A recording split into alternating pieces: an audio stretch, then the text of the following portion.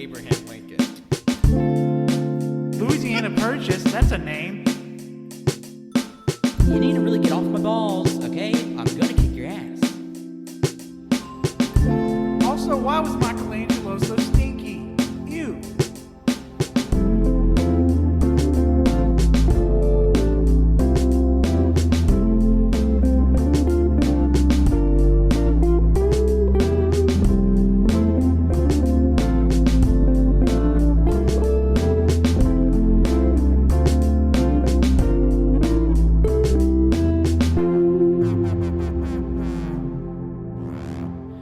Worked so fucking fast to play it. Like, His fingers are moving so fast. like we had to pause the game because he was fucking moving so fast. And Tanner tried to explain it, but he didn't really do a good job. It's an ad. It's just audio you're gonna have to hear. It does. You can just hear it. It doesn't matter.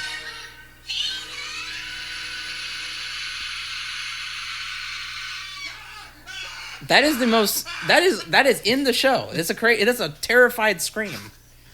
Well, the Junji Ito presents Family Guy. That was like the most effort I've ever heard a voice actor put into a scream. Yeah. Besides Endeavor at the end of the fourth season of My Hero. And it's just Family Guy too. It's just Family Guy. It was a crazy episode from what they told me. Lois had brainwashed Peter into like basically she says a certain word and he'll eat her out.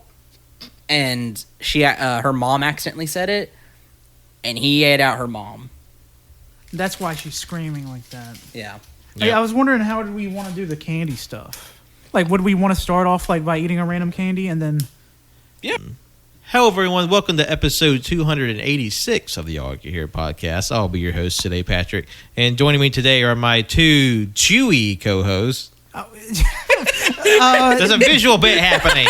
My name is Candy Cole, and I'm gonna watch candy and eat scary movies.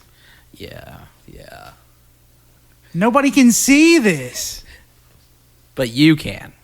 Yeah, Wenzel has a red panda mask on that's covering his eyes and nose, and he's looking around like quizzically. Like It reminds me of the masks from The Wicker Man, of the villagers' masks that they wore to the festival. The animal mask, yeah. My name is Wenzel. I'm here. Yeah, so real question, Wenzel. How many women are you going to punch in order to get your daughter off the island?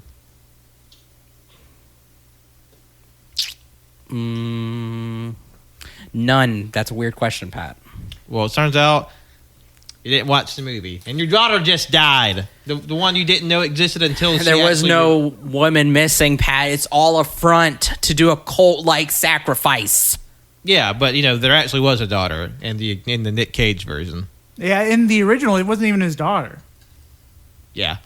Not the bees! Yeah. Which, fun, nice segue because last week on Cage of Greatness, we watched the 2006. But that has nothing to fucking do with this episode. Just shut up. We have to plug even more now because there's even more shows. Okay, go ahead and plug. Yeah, 2006 version of The Wicker Man was watched on Cage of Greatness last week. Go and check that out. It was a good time. Okay. Special guest. Cool. From Wisconsin. Ooh, the land of cheese. Ooh, and serial killers. Yeah. Okay. And serial killers hiding in cheese. What episode number is this? 286. Nice. 286. Okay. Yeah, we come a long way and apparently not far enough. No. Well, I think with this episode, since we're still with the spooky season, we have more spooky stuff to discuss. And I will turn it over to Wenzel because this was his idea, and he has curated a very special list of content for us to enjoy today. Wenzel, if you would. Welcome to Wenzel's Horror Corner. Shorts and sweets. I'm doing a persona, kind of. Oh, Tell from the Crypt. Kind of, yeah. I wanted to do a bit. It's the Winds Keeper. Yeah. Okay. Wait. I don't think Red Pandas make that noise. Do you know what red pandas sound like? Probably like. Hold on. It's like a bold choice to make your horror persona wear a red panda mask because red pandas are the most easily frightened animals in the kingdom. And they're not scary at all. I mean, if you're a pussy. And I'm not. Anyway. Jesus Christ. So I'm just gonna have fun editing this episode. Yeah, so what I have done is I've been wanting to watch some horror films for October, and I've been on a kick, and I was just like, you know what, I'm obsessed. I want to watch some short horror films. I hit my goal of 100 films, so I'm like, okay, I want to watch some shorter stuff. And then I was like, well, why don't I get all these other fuckers to watch shorter stuff? So I watched some horror. I watched a lot of short horror films, and I chose the ones that I thought were like, okay, these are good, these are classics, and these sound interesting. And I made a list. It was 24, but somebody was irresponsible. It wasn't me, I swear. Yeah, I'm sure. Okay, it was me. I'm the crypt keeper, and I was very irresponsible. So we'll be talking about 21, but I'm gonna do some supplementary stuff for you guys because I do want to watch all of these. But some of these, with some of these, we'll talk about. There will be some that will just be me and Colt, or Pat and Colt, or all three of us, and we'll talk about those. And I've chosen not to talk about anything with Wenzel. Mm-hmm. Yeah, that happened. So I saw every single movie. Colt every did single one. see those, so I'll get his opinions. Even the cake fart one that was only on my link. No, wait, hold on. I think some lists might have got some. Wait, what? Mixed You up in sent there. me the cake fart one and the one of the dude that hadn't came in 40 years and is like shooting out like constantly. Oh, my bad. Yeah, I'm sorry. Yeah, that's from Wenzel's private list. Yeah, sorry. That was. I've already seen them like 50 times over. They're classics. Yeah, sorry about that. But I watched them like 4 more times for you. Thank you for doing that. You know what? We salute your service. Anyway, Colt's a fucking weirdo. So yeah, that's what we're doing. But also too, since we're in the vein of Halloween, we're gonna eat some candy. Candy. Ooh. We're kind of bringing back the sweets and swims kind of bit a little bit with the shorts and sweets. Yeah. But this time, we're talking about movies, and we went to Five Below, and we each picked out our own little cabinet of candy. Candy. And I also, one thing I have come to really appreciate about Five Below recently is just like the whole idea of like dollar store otakus. Because like they have like anime stuff there now. Yeah. And it's like, you know what? I appreciate anime fans on a budget. Yeah, because I showed Colt, they had fucking a wig for Deku, for Bakugo. Like a bunch of My Hero wigs. Inosuke from Demon Slayer. It was really... you know what? It was badass. It was pretty epic too. It was And pretty they had epic. like Five Below versions of like volume ones of certain popular manga. Yeah. And like besides anime and stuff, there were just some funny shit. Entering the fart zone. Oh fuck! There was this corner back in the toy section where the signs were the funniest shit I've ever seen. Yep. There's signs like "Danger, do not enter fart zone," or like gamer at work, boss is being destroyed, XP getting earned, enter at your own risk or whatever. Yeah, I saw a lot of gamer peripherals and gamer merchandise on the back end there. Honestly, I think y'all need that for the Backlog, boys. How else will you prove your gamer cred? I thought about buying some more bits for this show specifically, but I didn't. Too visual, you know. Oh yeah, because we didn't have like a whole visual bit at the start of the goddamn. Yeah. I know. And whatever. you totally didn't bring a mask even before you knew they had. Take visual it up with the boys up top, okay? I'll take it to the very top. Yeah, okay. Anyway, so yeah, I guess we'll try candy, we'll talk about a movie, and then so on and so forth. We'll go down the list. I gotta plug in my charger for my laptop, so somebody pick a candy real quick. I'll go first. I'll talk about a candy. I got some AYCH and this variety is berry mix with black cherry, raspberry, and blueberry. Oh, a lot of berry action. I mean, it's berry mix. So. I considered getting the fucking goddamn. They fighting them? I'm fighting for my life over here. I considered getting the soda AYCH, but they're alright. other things have prevailed. So Here's a raspberry. Raspberry. Berry. Here's a black cherry. Here's a. How come there's only like 5 blueberries in here? There's some disproportionate packaging in this Candy edition. economy. I don't trust it for a bit. I agree. Ooh, raspberry. Okay, I'm trying to get one each myself. Do you have raspberry? And you don't have I got blueberry. Black cherry. black cherry. Try that out. Buddy boy. What you try? Black cherry. All right, let's talk about movie. All right, what do you want to start off with there, Wenzel?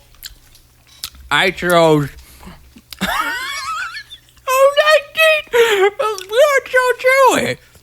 What did I choose? Oh, I chose. I have this broken up into sections.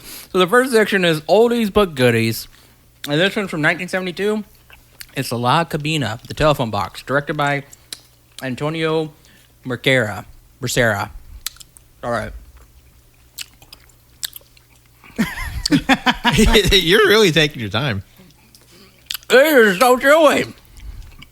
Well, we didn't have a problem with it. it is very chewy. It is true. Okay. Anyway, It's called high chew for some reason. I don't know. Anyway, so yeah, this takes place. You good? I don't know where this takes place at. Why'd you say it then? I thought I could honestly wing it. I know it's probably in Mexico. I was gonna say either Mexico or Spain, Just edit this out. but Okay. Anyway, it doesn't matter. Anyway, so this is a Spanish language film. In the middle of a square, we get some mysterious guys come up. They're in uniforms. They install a telephone box. It's very pristine, very minimalist, red. They install it, leave the door open, walk away. A businessman, just a regular dude, is walking his son to the school bus to go to school. He waves goodbye. It's in the middle of a square, in the middle of a like apartment city complex kind of thing. He goes up to it. He thinks like, I need to make some calls. So he goes into it, starts to make some calls. Phone doesn't work. So he's like sitting there wondering, and the door just happens to whoosh, close. And as it closes, he can't get out. It doesn't open. And multiple people come up and try to get him out, and they can't. Eventually, it got to the point to where somebody yanked off the handle, and one guy tried to break open the glass by using his shoulder. He was like a strong man, basically. like he's just like this big burly dude. Big burly dude, can't do it. Everybody comes around, watches it like it's a spectacle. Pointing and laughing at him. Pointing, There's laughing. little shithead kids. Yeah, there was like, hey, you're a monkey. Fucking annoying little dudes. Like, should we throw peanuts at you and stuff like that? It's really crazy. And eventually, so I should mention too, full spoilers for all this stuff. Yeah. I mean, these are all like. I think La Cabina was the longest one. It was the longest Yeah. one. It was 34 minutes. And and so I'm the- so glad you included it. Yeah. So eventually, I'm talking about full synopsis right now because it's very short.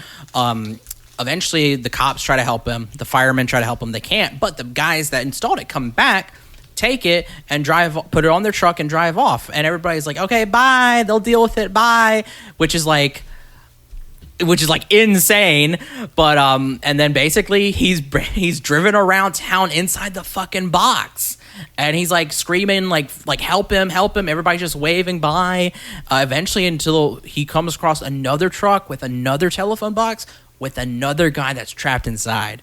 And he's just like, It's almost like a mirror because the only thing difference between the main character and the fellow in the other box is the other guy doesn't have a mustache. the other guy does not have a mustache, but he's a businessman. He just has his suitcase. And they drive off, and eventually they make it to they separate.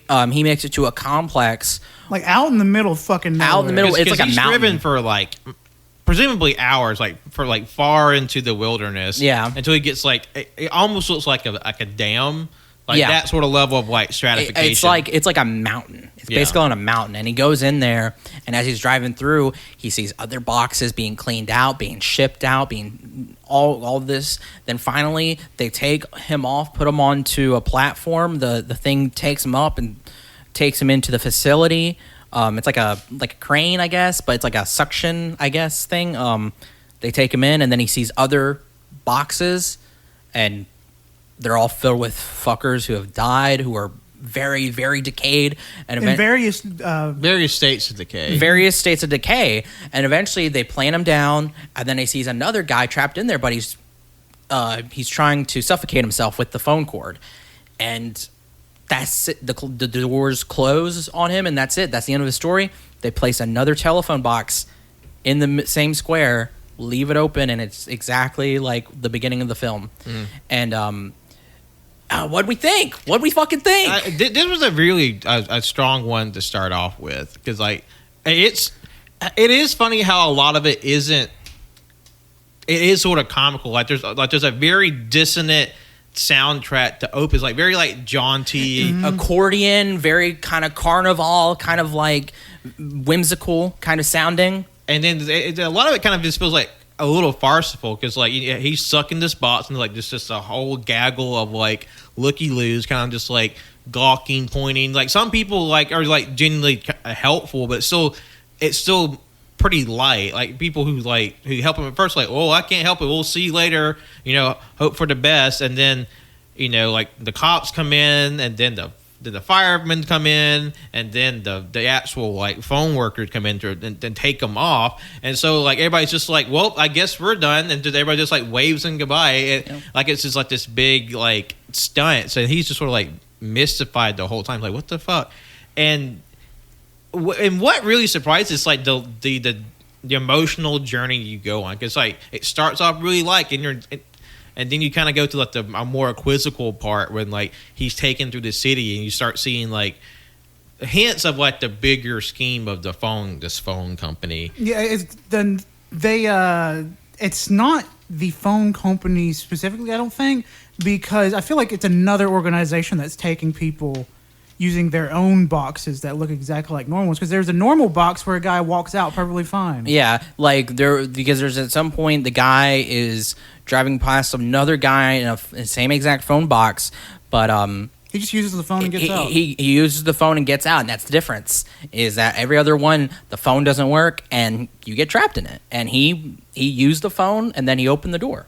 So I think there was like a slight, like a slight half second where it looked like he couldn't get out, but then he pushes his way through. Yeah, and I think having like that moment where he can get out with like, and later on we see like them shipping out like these trap boxes.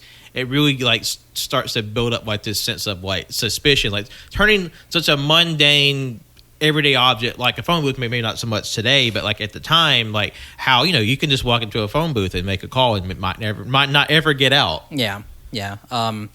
It's absolutely absurd, and there's like, I mean, besides the dialogue of the people outside of the box, there's no really dialogue between him. Every time he tries to talk, we were getting his point of view outside the box, and there's just no sound. It's completely soundproof. Like he can't. So it's like it's fucking crazy. It's so I loved it. What were your thoughts, Colt? I loved it a lot. I at the beginning of it, I didn't think like it would be like a typical horror. I was not expecting that ending at the beginning, obviously, but I felt it just being fun. I thought I was having some fun with it, because all these people are doing like gimmicks and bits where those two guys pull on the door and they fall over like, whoa! Yeah. And those little kids doing their stupid little shenanigans. And then the big guy runs into it. He's like, oh, I can't do this. And he walks off with his bag. Yeah.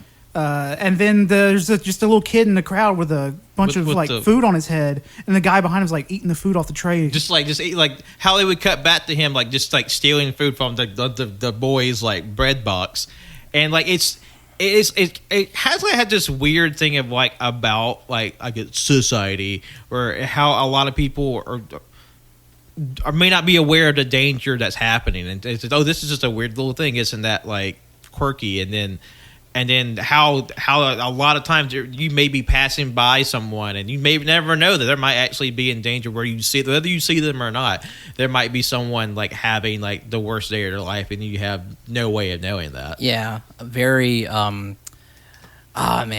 it's like it's very claustrophobic, obviously, in the sense that this guy is trapped in the box, but also in the fact that like you said, like everybody's watching him like a spectacle, like nothing's wrong, and he's trapped, and nobody's really understanding how much help that he needs. I mean, kind of like, and I mean, I know I got this mask I'm wearing from a zoo, and I've been to zoos and I love zoos, but it's like, kind of like a zoo, like these animals could be in like dire pain or great need, or I mean, there's a moment too where the truck stops with him in it, and then on the side of the road, there these look like these guys who would be like who would be part of like a carnival or what is it, like a circus, a circus, and they're all like, it's just really kind of like quiet shot of them with their face paint on. They're all looking at him, and it's kind of like a mirror of that as well. I thought this was great. I thought it was brutal too, like just like, and seeing like little like obviously he's like very like disturbed, like what's happening when he passes by like the funeral with like the glass casket. Yeah. Mm-hmm. And I was not expecting to have like the get sad in it, but like, because there's a moment where it ended this sort of interminable length of his trip. He passes through like the second of another town where he sees a little boy with a ball kind of like chase after it like a lot of the little boys do, and he's sort of reminded that he reminds him of his son, because like how quickly his son like went into the booth and went back out, how he could have been trapped. And it's playing like an instrumental version of I can't remember the song, but ever so fond, there's no place like home. And it's like, it's a really sad moment where he sees the little boy, like, he can't catch up with it anymore, so he waves goodbye, and it's like he'll never see his son again. Yeah. And then whenever he was being put into the facility, they start playing this choir music that was just this weird it's a really cool song, but also it's very like disconcerting. Yeah, opera, where it sounds terrifying. It's very scary, and just very despairing, like something so ordinary, and then this shit happens. So you can easily watch this on YouTube. I would say almost all these are available on YouTube. All these are available on YouTube except for one, and but that's fine. And I say give it a watch. My rating, personally, I gave it 5 stars. I loved it. I did the same. I gave it 5 stars because I really, really fucking enjoyed it. Especially that ending. Just all the different dead people is just... The fact that they were all in different states of decay is really what I enjoyed. And the fact that he looks over and he sees that guy killing himself actively. And he just slides down on the glass because he realizes... Either he's going to have to kill himself or he's just going to rot. He's just going to starve. And it's like, why are they doing this? Like, what's the purpose? Very crazy. So, this is definitely one of my favorites of the bunch. Start off with a banger. I mean, I haven't like put my star ratings to these, but this is like easily like my top 5 of the bunch. Hell yeah. All right. Well, what's another candy we should try? Here's one. I know this is one that multiples have. I have Trolley Sour Watermelon and Sharks. Oh! Because, ever since we had those gummy sharks at Buc-ee's last week, go back and check out our episodes where the Buc-ee's taste test, and where Ash got the gummy sharks. I was like, you know what? I can fuck with some more gummy sharks. These smell fantastic. Oh, bitch. Oh, it's so soft. Mm-hmm. You're good. I originally got more into like watermelon candy lately. I fucking love artificial watermelon flavor. No, these hit. Like, I mean, I'm definitely a gummy bitch, but Trolley, they know that.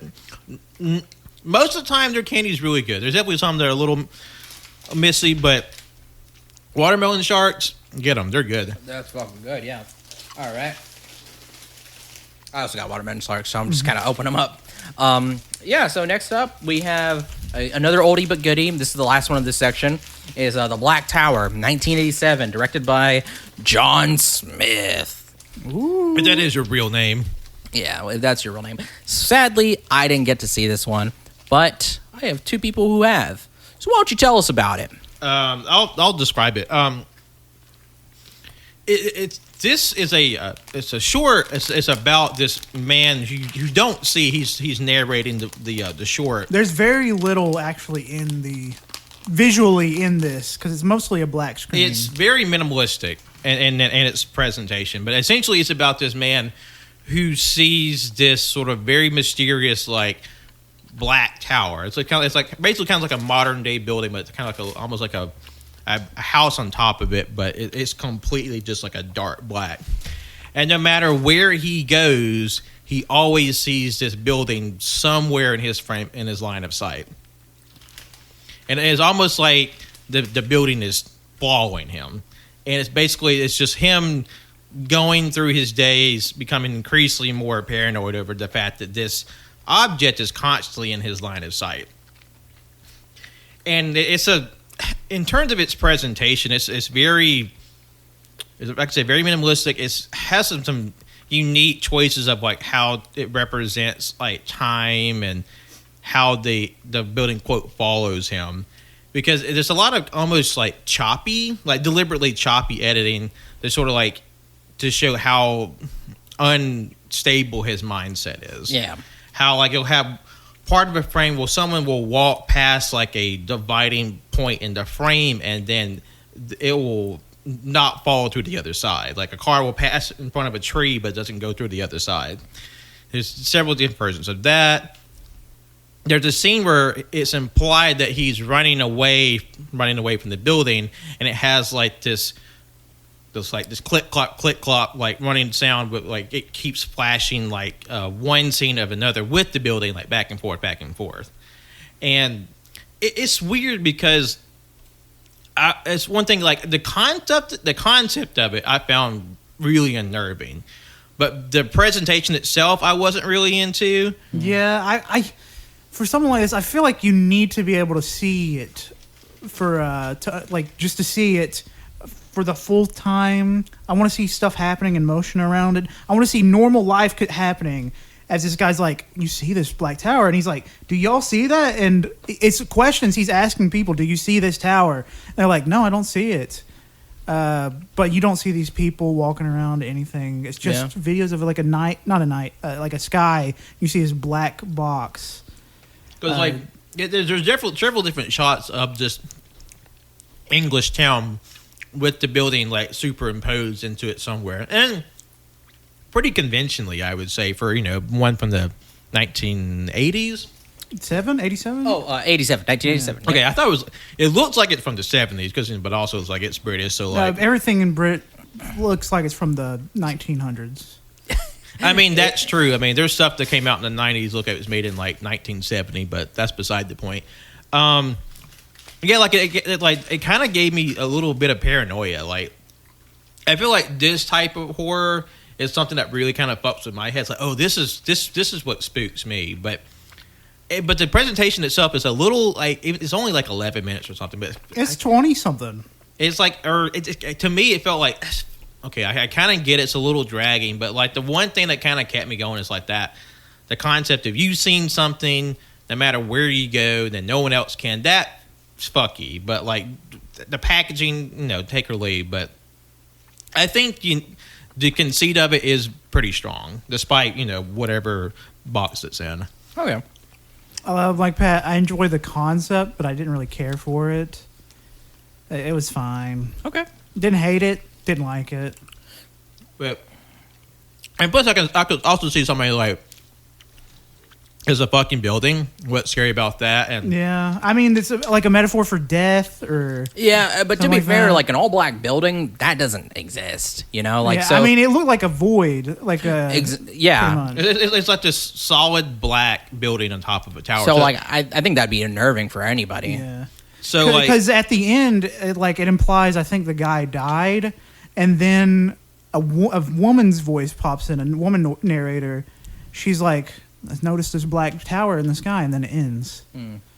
So it might be like this thing that's like it's like this entity that it just picks someone at random to like to view it, and then it slowly drives them crazy. Because like because at one point he leaves the city to live in the wood, like live in like the nature, and like and he's fine for a while until it shows up in the woods. I was about to say, like, that would be such a cool idea for, like, just a straight up, like, full feature film, maybe, where you go in the woods, but, like you said, like, there's actual, like, you see the people, you interact with the people, there's more moving footage and stuff like that, and then, like, you're in the woods, and then it's just there. And I think that would be a really cool sequence of, like, fuck it, we're going to go up to this black tower. It goes up the black tower. It's like a void, and I think you could come up with a cool like nightmare sequence or some shit. I mean, that's how it ends from his perspective. He finally decides to say, "Fuck it." Like there is a compulsion there the whole time, but he decides just to give into it and go inside, and then it ends. Yep. And then it cuts to the woman's perspective and how like she sees it now too, like an unrelated woman. I would very much like to look more into this. I think Yeah. I think you would. I mean, I think you would like it more because I think like this is definitely, like I said, very strong concept. I think the actual like presentation of it is just going to be your Mao's favorite. Yeah. Okay. I like the house because it reminded me of Dora Hedora with the demon house Yeah, that's true. That's true. All right. or the devil house. What was your rating, Colt? 2.5. 2.5. Do you have one? I guess that'd be probably where mine is. Like, you know, I liked it, but not like It's on the lower end, though. Yeah. Okay. Cool. All right.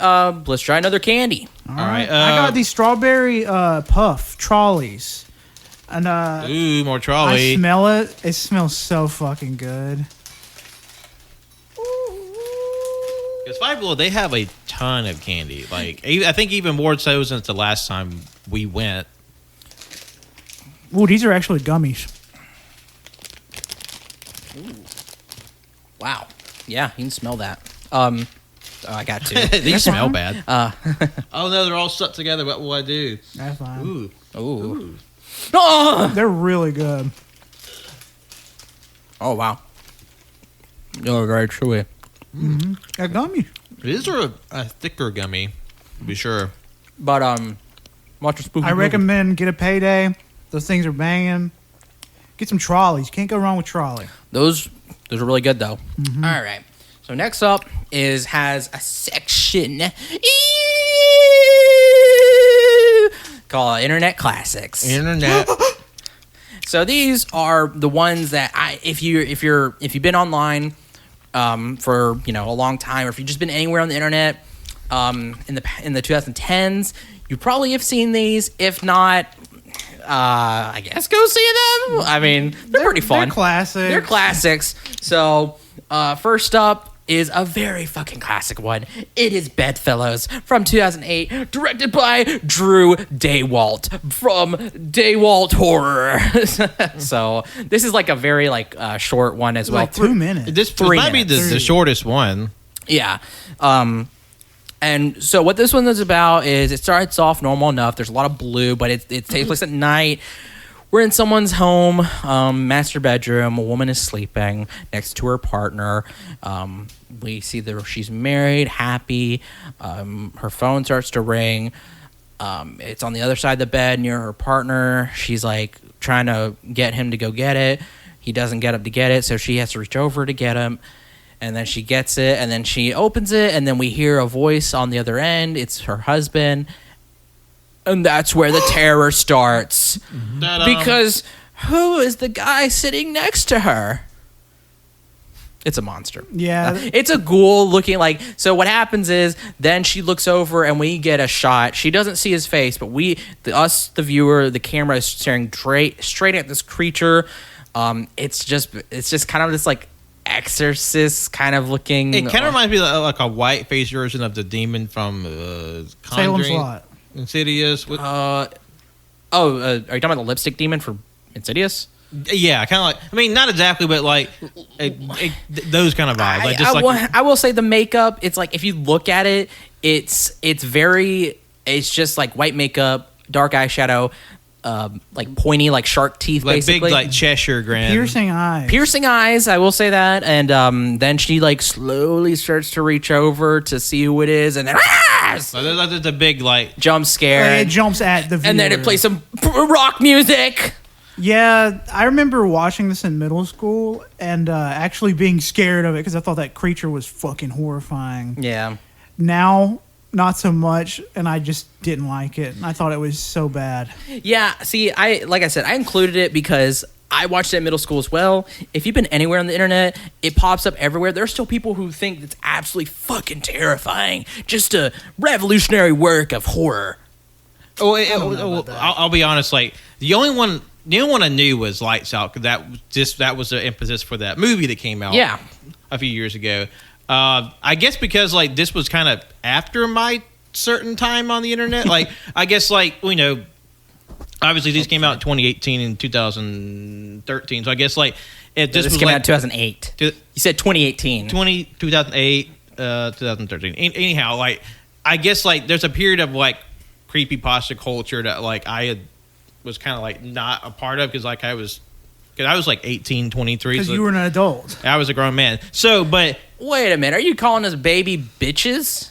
There's a certain genre of creepypasta that is only enjoyed by kids. That is true. I mean, I will say, like, because there's a jump scare in one of these that feels very like Jeff the Killer. Yeah.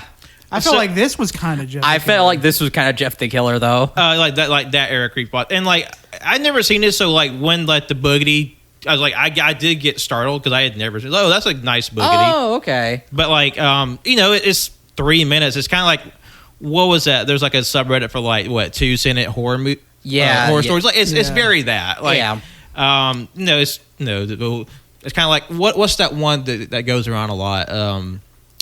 The little girl's in her bed and just like, can you check under the bed for monsters? I'm scared. And the little girl's under the bench. She's like, there's something in my bed. Can I say this short 2-sentence horror story I saw on Twitter today? Sure. Okay. I was having sex with my partner and I stuck the dildo in.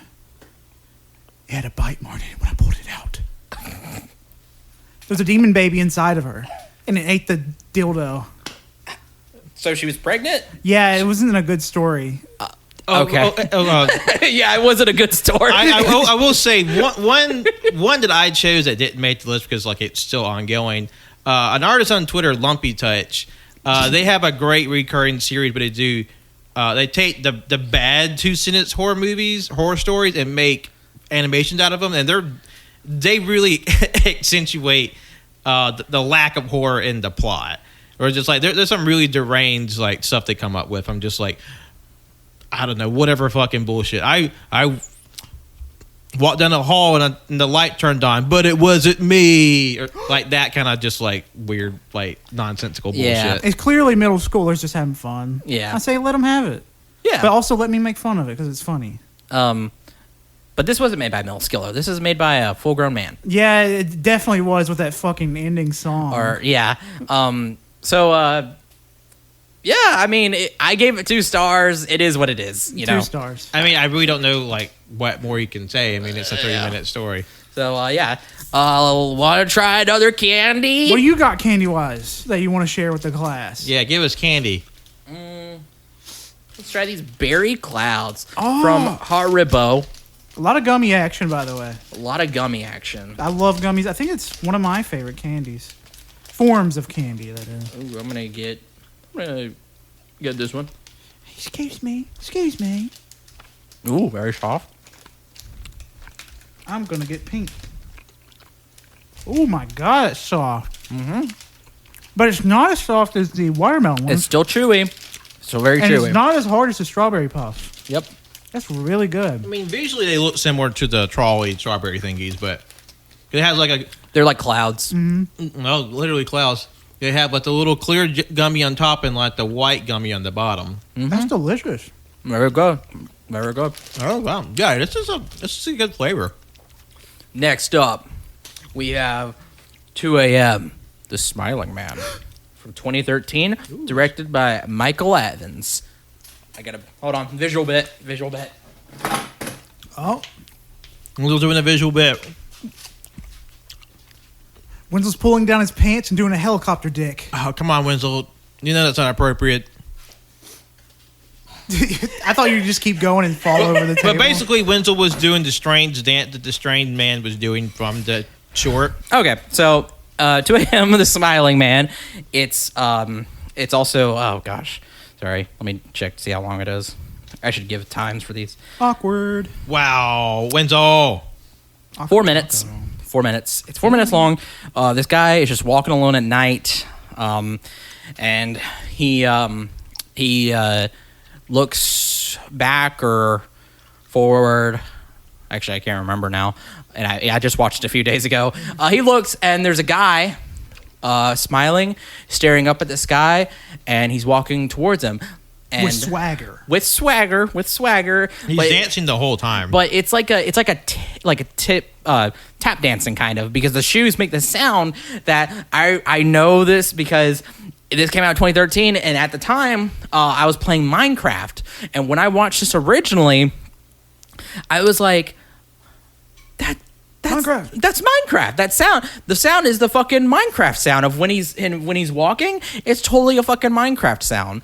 And I was gonna say, like, if the sound felt very ADR, like it was added. In post. The sound was added after, and yeah, the guy is he's creeped out by him, and at some point he tries to, like, he doesn't mind it, but then he starts getting faster, starting to be more erratic, and then eventually, like, he kind of, like, crouches down and then starts to run towards him. So the guy tries to run away, get away from him, and then it's like, oh, he's looking around, like, did I get away from him? Did I get away from him? Okay, I'm good. Whew. And then he turns around, and bam, he's right there. And he looks at him, and he's smiling, and that's how it ends. That's actually based off of a creepypasta by the same name, I believe.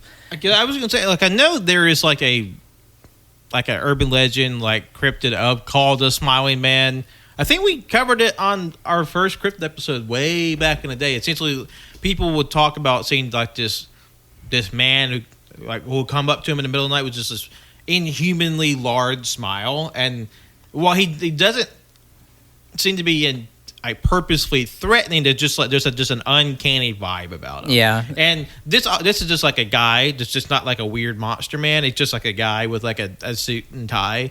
And he's smiling, and he's staring up at the sky, and you're thinking, like, what is he fucking looking at? I don't know, Superman. But yeah, I mean, I thought it was, if we're talking about, like, again, internet culture, internet classic, I thought it was kind of fun. The Minecraft sound really gets me. The Minecraft, like, what is it? It's like a, I think it's walking on cobble. I think it's walking on copper, or like it's like a cobble. Sorry, eat my fucking dick. Anyway, yeah. So, what did you guys think? I can't really say strong feelings one way or the other. It was all right. Mid 3 stars. Yeah, I gave it 3 stars too. It's all right. Wow. All right. We want to jump into Lights Out, and then we'll try another candy after. Sure. I guess I can think I can hold my candy lust. Can you hold your candy lust a little bit? Not letting me. Well, you know what? Why don't we try one of these then?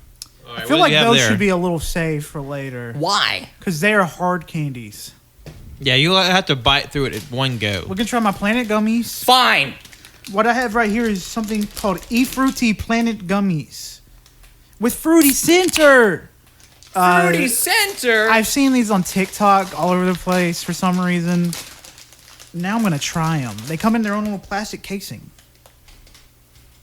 Yeah, because when Colt handed me to me earlier, it's like I can feel like, wait a minute, are there plastic inside the plastic? You actually eat the plastic. Yeah, it's biotic. No, it's not. Do not eat the plastic. Oh my god! Whoa! It feels so weird. Whoa!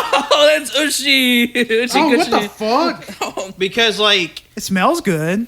Because like there's like the continents and the globe is printed on the plastic, but then like the actual like candy is like this goo. Like it feels like the fucking fart putty. Oh yeah, the ramp.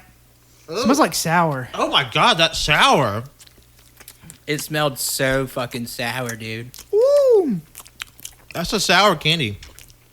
Tastes pretty good. I feel like this isn't edible. Like technically, it isn't edible. I feel like it's burning. Nothing's happening to me. I just thought it tasted bad. Like I like the sour. It's sour, buddy. Oh, but I know what it tastes like. It feels like a fucked up peep. A peep. Like the little mushroom chicks. Mushroom? Marshmallow. This just feels like fart putty. Like I was about to say it kind of smelled like a fart. It's a little demented. It's kind of I don't know. Like maybe give me the sour goo. I'm down for it, but I feel like people shouldn't eat that. That surrounding, I don't like the marshmallow part, but that goo is. I like the goo. That's not marshmallow. That's some kind of like plastic. That's not marshmallow. It says produced in Europe, so it's probably some demon cum. I don't know. What? Where the fuck do you get demon cum out of that? Anyway, there was 4 in that pack, and I paid $4 for that pack. So it's $1 per little fucking gummy. oh my! That's Okay, wait a minute. Eat a dick. I only got them because they're iconic on TikTok. Yeah. Well, I mean, what does TikTok know? They're eating fucking rubber with fucking sour cum in it. And NyQuil chicken. I'll eat the last one at some point. It's just not good. We're not gonna eat it. So that's weird. anyway, so there we I go. have a headache now. Lights Out, 2013, directed by David F. Sandberg. He eventually would direct the full length version of this film and Shazam. Shazam! Wait, what? Yeah, he directed Shazam. Okay, I didn't know that. I know, it's wild. Anyway, so this takes place, it's late at night. A woman is about to go to bed. She flips off the light. There's a little gremlin standing at the very end of her hallway. And she's like, what the fuck? So she turns it back on, turns it back off. It's still there.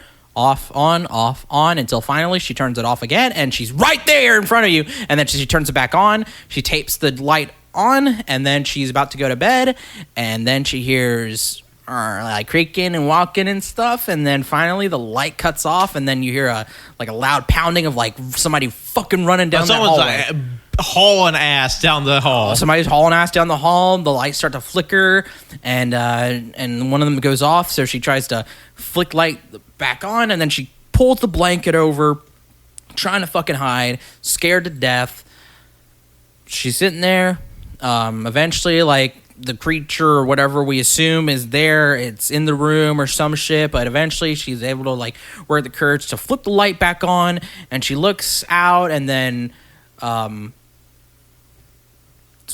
the fucking thing. Jump scare. Yeah. It's like This is a Jeff the Killer thing right here. This definitely, and it's like, and then flips off the light, and then that's it. That's how it ends. And also too, the woman in there, I think, is actually Dave Sandberg, the director. That's his wife or girlfriend. So he had a demon killer. That's nice. Yeah. He hired a demon. No, the woman that was going to bed, the monster. I know. She got killed by a demon. Oh yeah. Sorry. I had that man arrested. Yeah.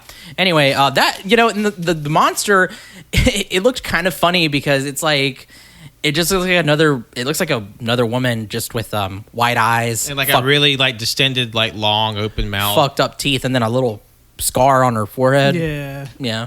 What do we think about this?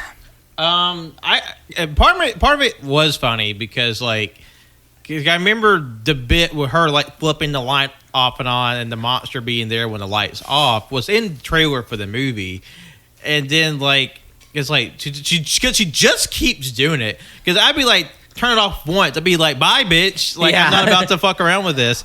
But then like in the movie where it goes like, look, it like starts running toward her, it's too funny. I think it's effective for what it is. I guess, I mean, it must have been enough to make a whole ass movie about it. I know, depending on who you talk to, that the movie version and like what its kind of theme was may not land with everybody. But It sucked. I watched it. I didn't like it. I didn't watch it because I have good taste. it's something to do, like monster born from mental illness, and the only way to stop mental illness is to kill yourself. Oh, Something like that, or at least that's how one person. It was pretty fucking stupid. Yeah.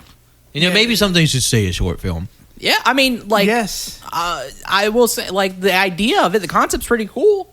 Just have a better looking monster. Yeah.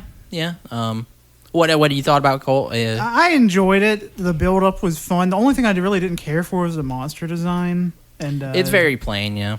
For that reason, I'm gonna have to ask you to leave. Get out. Okay. 3.5 stars. I gave it 3.5 stars as well. Again, it's another internet classic. It's fun, but yeah. All right. Let's. How much time are we on? Off mic, we are at 50 minutes. So You want to let's take a save it? break. Yeah. Let's save it. All right. Hang tight, everybody. We're going to take a break, and we'll be right back with you with more short movies and sweet treats. We're starting off by eating candy, right? 3, 2, 1. All right. Welcome back, everybody. Part 2 of shorts and sweets and swims. Wenzel's and Corner, shorts and sweets. Welcome back. I'm taking over again. I'm back. I'm trying to do my hostly duties, and yeah. All right, settle down there, Mr. Panda. What do we got next? All right, next up is like studio films. Studio I films. thought we were eating candy. We're eating candy first. Which ones do we want to do? We have toxic waste, and we have toxic waste nuclear fusion. The toxic waste normal is like one flavor. Nuclear fusion is 2 flavors in one. Okay. We had toxic waste way back on sweets and swims. Yeah. Did but we? We did, but I want some more. Okay. There's a great JoJo bit. It's like if you can't keep it in your mouth for more than certain, like 20 seconds, you're a pussy. Which one did you get? Oh, I got the nuclear fusion raspberry lemon. Okay. So we going with nuclear fusion first? Sure. I got nuclear fusion pineapple passion fruit. It says, 15 seconds, you're a total wuss. 30 seconds, crybaby. 45 seconds, toxy wannabe. And 60 seconds, full toxy head. This All looks... right, before everybody puts it in their mouth, we gotta time it. Banana blueberry? Banana blueberry. Now you're just asking for mistakes. I'm going to try the banana blueberry. All right, you got the... Hold on, let me Got the get timer? I got the stopwatch up. All right. Hurry, gotta pull open that bitch out. I got to open it. Pull it out. All right, ready? All right, Yep. ready? Go. I always forget it tastes like ash at first. Yeah. Damn. Woo! It's so salty. It tastes bad. It's going to get good. You're not. Wow, mine tastes really good. It tastes like shit. It's going to get good in a little bit. Are you sure? Spit it out. Nah, I'm not a wannabe. Now it's good. Oh, now it's good. But that first minute, let me tell you, It's not even a minute. It's 42 seconds. all the sour is gone from me. Mine went away pretty quick. Bad. God, that fucking sucked. Mine still tastes bad. Oh, wait. Now it's good. The banana blueberry is not that great, but it's better than what the fuck that was at the beginning. Hey, we made it to a minute. Good job, everybody. We're not wusses. Yeah. My raspberry lemon was really good. Let me find it. Try it. Try raspberry lemon. It's really good. I'm just not going to eat the full thing because it's hard candy. And I'm not going to. I mean it. Sorry. No, I mean, you can. I'm not starving. I'm talking to the audience. You know, I'll try raspberry lemon now. Okay. Sorry. I wonder how that will sound on the audio. Next up, we have studio films. This one comes from Hulu. You can watch this on Hulu or YouTube. They uploaded it, so it's pretty cool. This came from a recommendation from Ash. Yeah, recommendation from Ash. This is The Rizzle, 2018, directed by Josh Tanner, part of Halloween Film Fest, where they have a bunch of Halloween short films, and I think they decide, like, what's the winner or something. It's like a competition. You're okay, Colt? Mm-hmm. Okay. Colt's puckering. So this one starts off with a girl. She likes watching old 1920s dances. Which is weird. Who the fuck does this? I don't know. She likes history, Colt. Yeah, I'm a punk on this loser. Fuck you. Anyway, but then she happens to stumble upon a video called The Rizzle, also from that era. There's no uploader, nothing of a date of when. Sorry. Everybody calm the fuck down, okay? That shit fucked That me nuclear up. shit came back to bite me. Fuck. And she watches it. This guy is doing a dance, The Rizzle. It's very, you all right? Yeah, it's just that I can't eat hard candy. I'm an old person. And it's very very physical, very active dance. It's like it's very like I don't know what's the right word, but anyway, she watches it and she's like, what is this shit? And it says in the description, it's like, try the Rizzle if you dare. So she's like, okay. So she tries it, and she's trying it, and I mean, she's kind of getting it, but it's very demanding. And then when she tries to go to bed later that night, the computer in the Rizzle cuts on, it's playing the music and stuff, but when she opens her laptop to see it, the guy is gone on the video. And then she hears some stuff outside her door. She looks out the door in her hallway's pitch black, and she's hearing the music, and then tapping sounds of dancing, and finally it's like another jump scare where the guy comes out, but it's like a very cool like you don't really, you kind of see his face, but it's more like his teeth and his eyes and stuff like that. It's very cool. And then finally, instead of her being in the video, instead of being him in the beginning of the video, she's in the video doing the Rizzle, and she does the dance, and then the film ends with like this kind of like negative of like her eyes and teeth, just like the man. And yeah, what do we think about this? I thought it was fun. I enjoyed it. Like I said, I think she's a nerd loser that needs to get a better hobby and be an adult for once. But I really enjoyed it. I say 3.5 stars. And also, I learned a term on the internet. These kids keep saying Riz on the internet. And I did not know what the fuck that meant until I Googled it today. Riz means like your skills talking to women. I just didn't know that. I didn't know that either. Yeah. So if you see those kids talking about, I'm doing it with Riz, brother, they're talking to ladies. All right, Pat. Yeah, I thought it was a pretty solid one. Like a spooky haunted internet video that's always fun. I love how like a whole YouTube recommended page of like classic 20s and 30s videos, and just like, oh, let me click the clearly haunted one. He has like this like maniacal grins, like, okie dokie, let me hit this one, and that's like no information, just like click anyway. And now she's stuck in the internet forever. Yep. Yeah, I gave it 3.5 stars as well. Thought it was fun. Internet kind of horror stuff always is pretty fun. Yeah. So I guess let's move on to the next one. Movie. Adult Swim. Adult Swim. We got 3 from Adult Swim. These were all my first time seeing them. We'll try candy after we get to the Adult Swim section. Calm the fuck down. Okay, After hold the on. entire Adult Swim section? There's 3 films. I'm gonna kill myself! Hey, what's up, everybody? It's part 3. Something happened. Pat got killed by the Rizzle. Yeah, the Rizzle came and jerked him off to the death hell. Mortal Coil. And he is officially in the music video for Thong Song. If you want to see Patrick again, look up the music video for Thong Song. He is one of the people wearing the thong. If you want to, you can try to get him out of it by doing the Thong Song yourself, but that means you get trapped in there. Yeah, it's a transfer. Like, so if you have a death wish, do the Thong Song. Yep, exactly. All right. But anyway, we're back. Yeah, so, I mean, really, though, Pat had to do something, so it's just going to be me and Colt now. We're taking over. Yeah, we were the only ones in this house. It's not even our house. Pat said, this is your house now. You own everything in it, and you can have everything in this house. Yeah, and the thing is, too, is that, like, I know JoJo's probably here, but... No, they're not, because we're kicking them out. We're kicking them out, yeah. And Cannon's gone for the weekend, apparently. So it's ours. It's ours. We have full reign to take whatever we want. What are you going to take? Darwin. And Piper.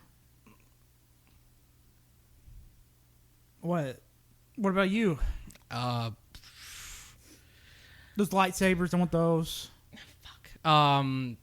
I'll take JoJo's guitars and stuff. Okay. Yeah, I'll take all the movies upstairs. No! That's it. I took them all. You can have the pops. Fuck you! Even though you're trying to get rid of your pops. I'm trying to get rid of some of my pops. I'm trying to downgrade or downsize. Anyway, so we're gonna do the next one is Adult Swim. First up is from 2014, unedited footage of a bear, directed by Alan Resnick and Ben O'Brien. So this starts off with footage of a bear. It's like a grizzly or brown. It's not bear. edited either. It's unedited. Somebody's, they're talking about the bear, how big it is, and then it goes into an ad break. Stupid fucking ad breaks. Am I right? It's about a My ad break was strange. Yeah, I just thought it was another dumb ad, so I skipped it. It's about Claradrill. It's about some allergy medicine. There's this fucking woman in it. She's driving around talking about how her kids and blah blah blah. No, okay. So what's actually part of the bit is that there's an ad that starts playing for this made up drug called Claradrill. Obviously a cross between Claritin and Benadryl, and this woman is she's taking it, but then as she starts to drive off, she seems all happy, the music's still playing, but then it starts to get quieter, and then the ad like audio and stuff still keeps playing as she's driving, and the switch, the tone in the camera switches to like she's it's not an ad anymore, and as she's driving, she seems very paranoid, very erratic, and she takes some more Claradrill to clear that up. It's all on her back seat of her car. You'll see a backseat shot, and you see bottles and boxes of it. Yep, and all this random stuff. She goes, she drives in front of a house where a crazy man is screaming, and he killed some people in this house. And as she's driving, she sees something in the road. She stops her car, backs up, and it's her sweater. And when she gets out of her car, she looks all the way across the street, kind of like it's a hilly kind of road. She sees somebody standing, doing not a T-pose, but like this. And you can't see that, but they had their arms out a little bit. Yeah, it's like they had their arms out, but their arms are down at the elbows, like a T-pose. And then some fucking crazy ass music starts playing, and then it's her. And then immediately the woman starts running towards her, and it's like she's just running until finally she catches up with her. She tries to get away in her car, but she can't. She takes her and starts beating the shit out of her. Still, she's bloody and like having to crawl home. Or what she does is the doppelganger, takes her car, runs over her fucking legs, and drives back home, and she has to crawl all the way home, all bloody and beaten. And when she gets home, we get this absolutely insane, just kind of like just clash of images, this crazy ass song about like, this is my sermon. It's absolutely fucking insane. It's like the woman is like very unwell. She does have kids, but it like it seems like maybe she's possibly a danger to them. She's talking to a wall. It's very just obviously not good. And then eventually it finally ends with her sitting on the doorstep to her house, and there's lights flashing, and it ends with more unedited bear footage. Yeah. Oh, what'd you think? I really enjoyed it. It's a classic. I remember watching it when it first came out. All the Adult Swim ones I've seen right when they came out. Yeah.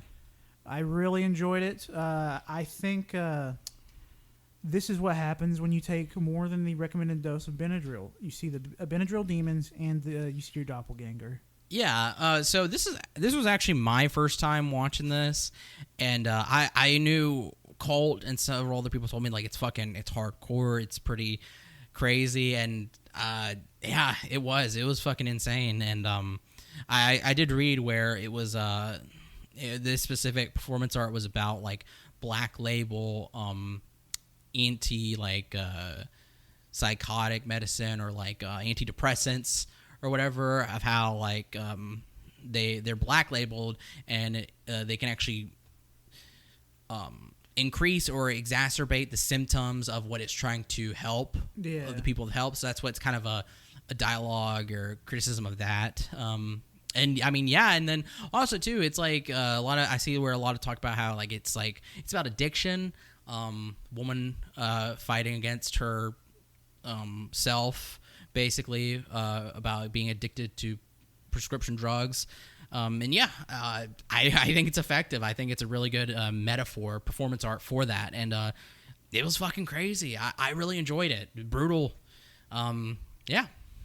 What do you give it rating? I think I gave it 4 stars. Let me see. What was your rating? I gotta check because I don't remember. Yeah. But I did like it. I gave it 4 stars. I loved it. I really enjoyed it. It's definitely one of my favorites out of this bunch. Yeah, I gave it 4 stars as well. Yeah. The bear's cool. Very cool.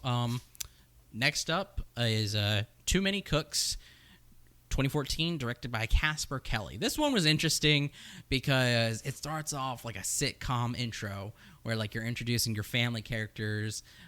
They all have completely different fucking names. And there's a song that's playing. It's like Too Many Cooks. It's a man and lady singing that, talking about there's too many cooks. And too many cooks in the kitchen mess up the broth. Yep. And like we get introduced to the family, but then it keeps introducing family members, and it keeps getting more and more absurd. And then we kind of start seeing this weird kind of Jack Nicholson-esque guy in the background until finally he's in like every background, and then he's killing people in the background, and it keeps just fucking evolving. And he's replacing them. He's replacing them. It's so fucking good. I remember at first when I watched this, I was like, I knew it would be scary, but I was kind of like teasing myself. I'm like, this ain't scary. But then the fucking guy pulls up. And I'm like, oh shit, never mind. It's pretty creepy. And it just keeps getting more absurd. There's even a character introduced in the show called Smarf. He's a cat Muppet. He eventually not fights, but he shoots lasers out of his eyes and kills the murderer guy, and then rips off his skin to reveal he's like a Terminator cat. And it goes into like another like Too Many Cook show where but it's like they're like space nights and stuff, and it's another but like sitcom shit. There was a fucking point in there where one of the women is able to break out of the show, but as she's running, she has her fucking name still attached to her. Yeah, and there's a point where the name tags are the people, and the people are like letters, like in the shape of people. I really enjoy that scene because like it shows the letters. And then all of a sudden a person pops up that's horizontally there screaming. They're fucking screaming. Jesus Christ. It was insane. And and then also too, like at some point, like we go into a man in a hospital. He has a fucking disease where he keeps like hearing too many cooks, and then eventually though it spreads to one of the detectives or whatever, and it just gets fucking out of hand. Yeah, and like the doctor is next to the bed. He's like, "Kill me." And he looks at the camera and he smiles and does like a thumbs up. It's so fucking good. This is really good too. This is my first time seeing it. I really enjoyed it. I thought it was batshit wild. I love Smarf. I wish I could get more Smarf. I gave it 4 stars. I absolutely loved it. This is probably like the 6th, 7th time I've seen this, because when it first came out, Tanner showed it to everyone multiple times because he loved it, and I love it too. It's really good. 4.5 stars. Classic. Hell yeah, dude. Next up, final one of the Adult Swim side is This House Has People in It. 2016, also directed by Alan Resnick. This one starts off with camera type of panel block that mentions this house, the occupants in it, which I don't want to say case, but like specimen or something shit like that. And it divides, or it flashes between different camera angles from different points of the house. We get to see this. There's this family. They're just doing family shit, but there's something. They're preparing for the child's birthday. The youngest child. But the kid's fucking weird though. Yeah, he's just waiting for his friends to get there. He's excited. He's nervous. Yeah, and he's trying to set up everything properly. Grandma's watching shit on TV. Watching a guy make a cake, and she's like getting weirdly sexual. She's getting horny with it. Yeah, you can make that cake moist. Yeah. Finger it. Something like that. And there's a guy repairing the shit down in the basement, and then the mother and father, they're cooking, and there's a baby. They're preparing. They're having an argument over their daughter because their daughter's doing some kind of acting out performance. And what is that? She is planking in the middle of the kitchen floor. I mean, I did that when I was a little kid, like 1 to 5. But I didn't do it when I was a teenager. Yeah. So I feel like the parents should have been a little bit more concerned. Yeah, they were just like they were just kind of getting mad at her, whatever, until finally, I think the father is trying to get her up, but he can't, and they're like, "Oh shit! Like, is she breathing?" And so then they're trying to get her up, but they can't pick her up. And then eventually though, we get a shot of the basement, and she's going through the fucking floor. And you can see her face, and they're trying to stop her. So they go down. They try to get their handyman to help them. They go down to the basement. They try to put a beam up to stop her. Shit's quickly devolving because the baby's let out. The party guests are arriving. They're getting on the lawn, partying, opening presents, jumping around. Yeah, fun. it's because they're sorry. They told her son, they're sorry, buddy, we can't. Something's happening. It's really bad. We're gonna have to cancel for today. And he tells them all sorry. He starts to throw stuff away.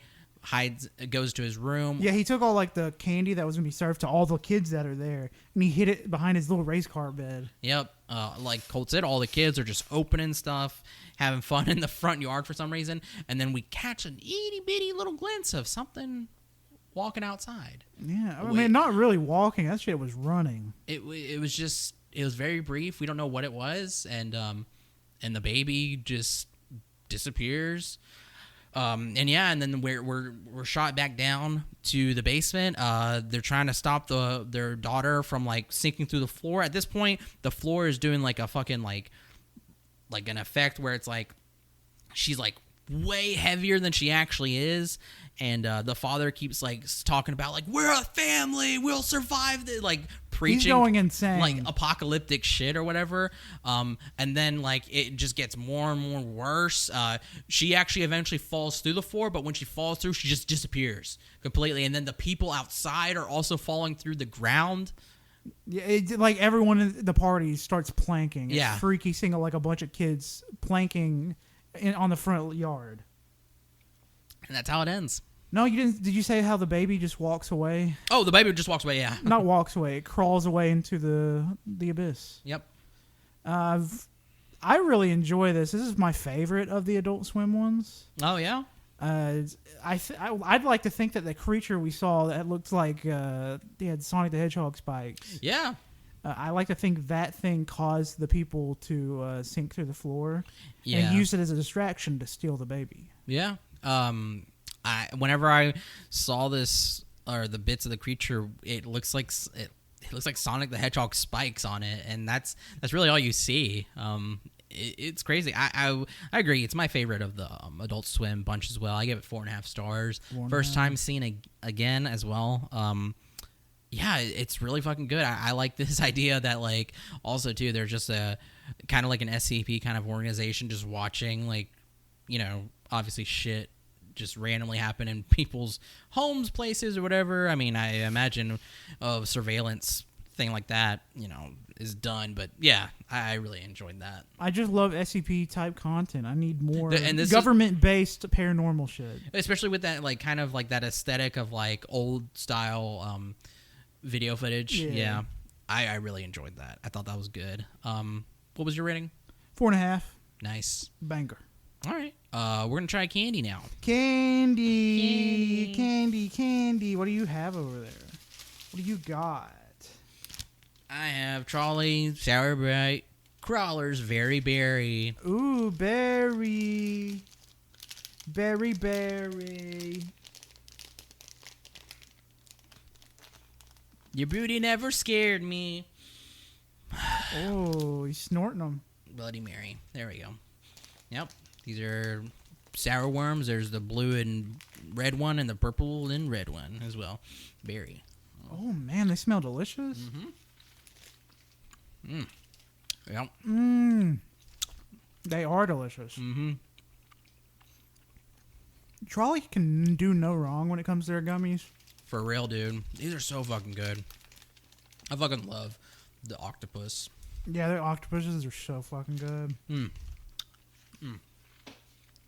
I just had the pink one. The pink one's gonna be hard to beat.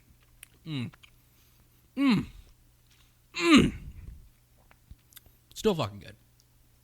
Next up, we have Oats Studios. Oats.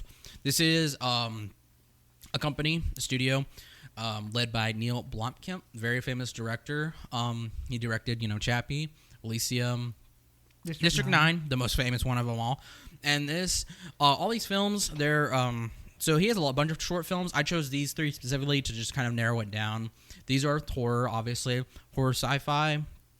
And the point of these are to kind of experiment with story, ideas, animation, stuff like that, to kind of like see if like garner interest and whether to turn these into full-fledged projects. Colt has been telling me for so long to watch these. I am going to watch more, but these are the 3 we watched. And the first one we watched was Firebase. These all came out in 2017, by the way. Yeah. But the first one we watched was Firebase. This is, again, first time seeing these. This is Colt's second time. Yeah. Firebase, it takes place during the Vietnam War. We get some really cool, like, old school style Vietnam footage of in a helicopter, fighting and stuff. But it's not what it seems, because just absolutely heinous, the most sci-fi crazy shit is happening. Bodies floating, blood floating, tanks and weapons floating, flying in the air. It's just crazy, and we're following this this soldier, special operations soldier, as he tries to find this being called the River God. And so basically what happened was there was this farmer, wasn't affiliated with anything or anybody, but his family gets killed. And after his family gets killed, what he does is he gets so angry, and he basically, like, I guess, tears the fabric of reality. And when he does that, it causes his skin to get destroyed.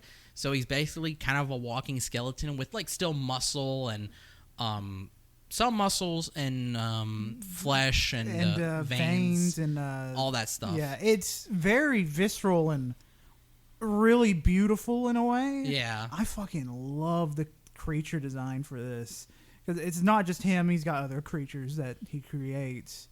Fuck, man. You keep going. Yeah, so this was insane, because like it like I said, it follows this special ops soldier, and basically him, like, it's only 27 minutes long, mm-hmm. and we're basically kind of like him kind of being put together, like, okay, you know, this is what the River God is, this is what's happening, because he is, for some reason, hearing the beckoning call of the River God, and he's encountered the River God's creations, which are basically what he's done to many of the soldiers. He's turned them kind of into zombies, but when they cut into them, they're like these insectoid alien creatures inside.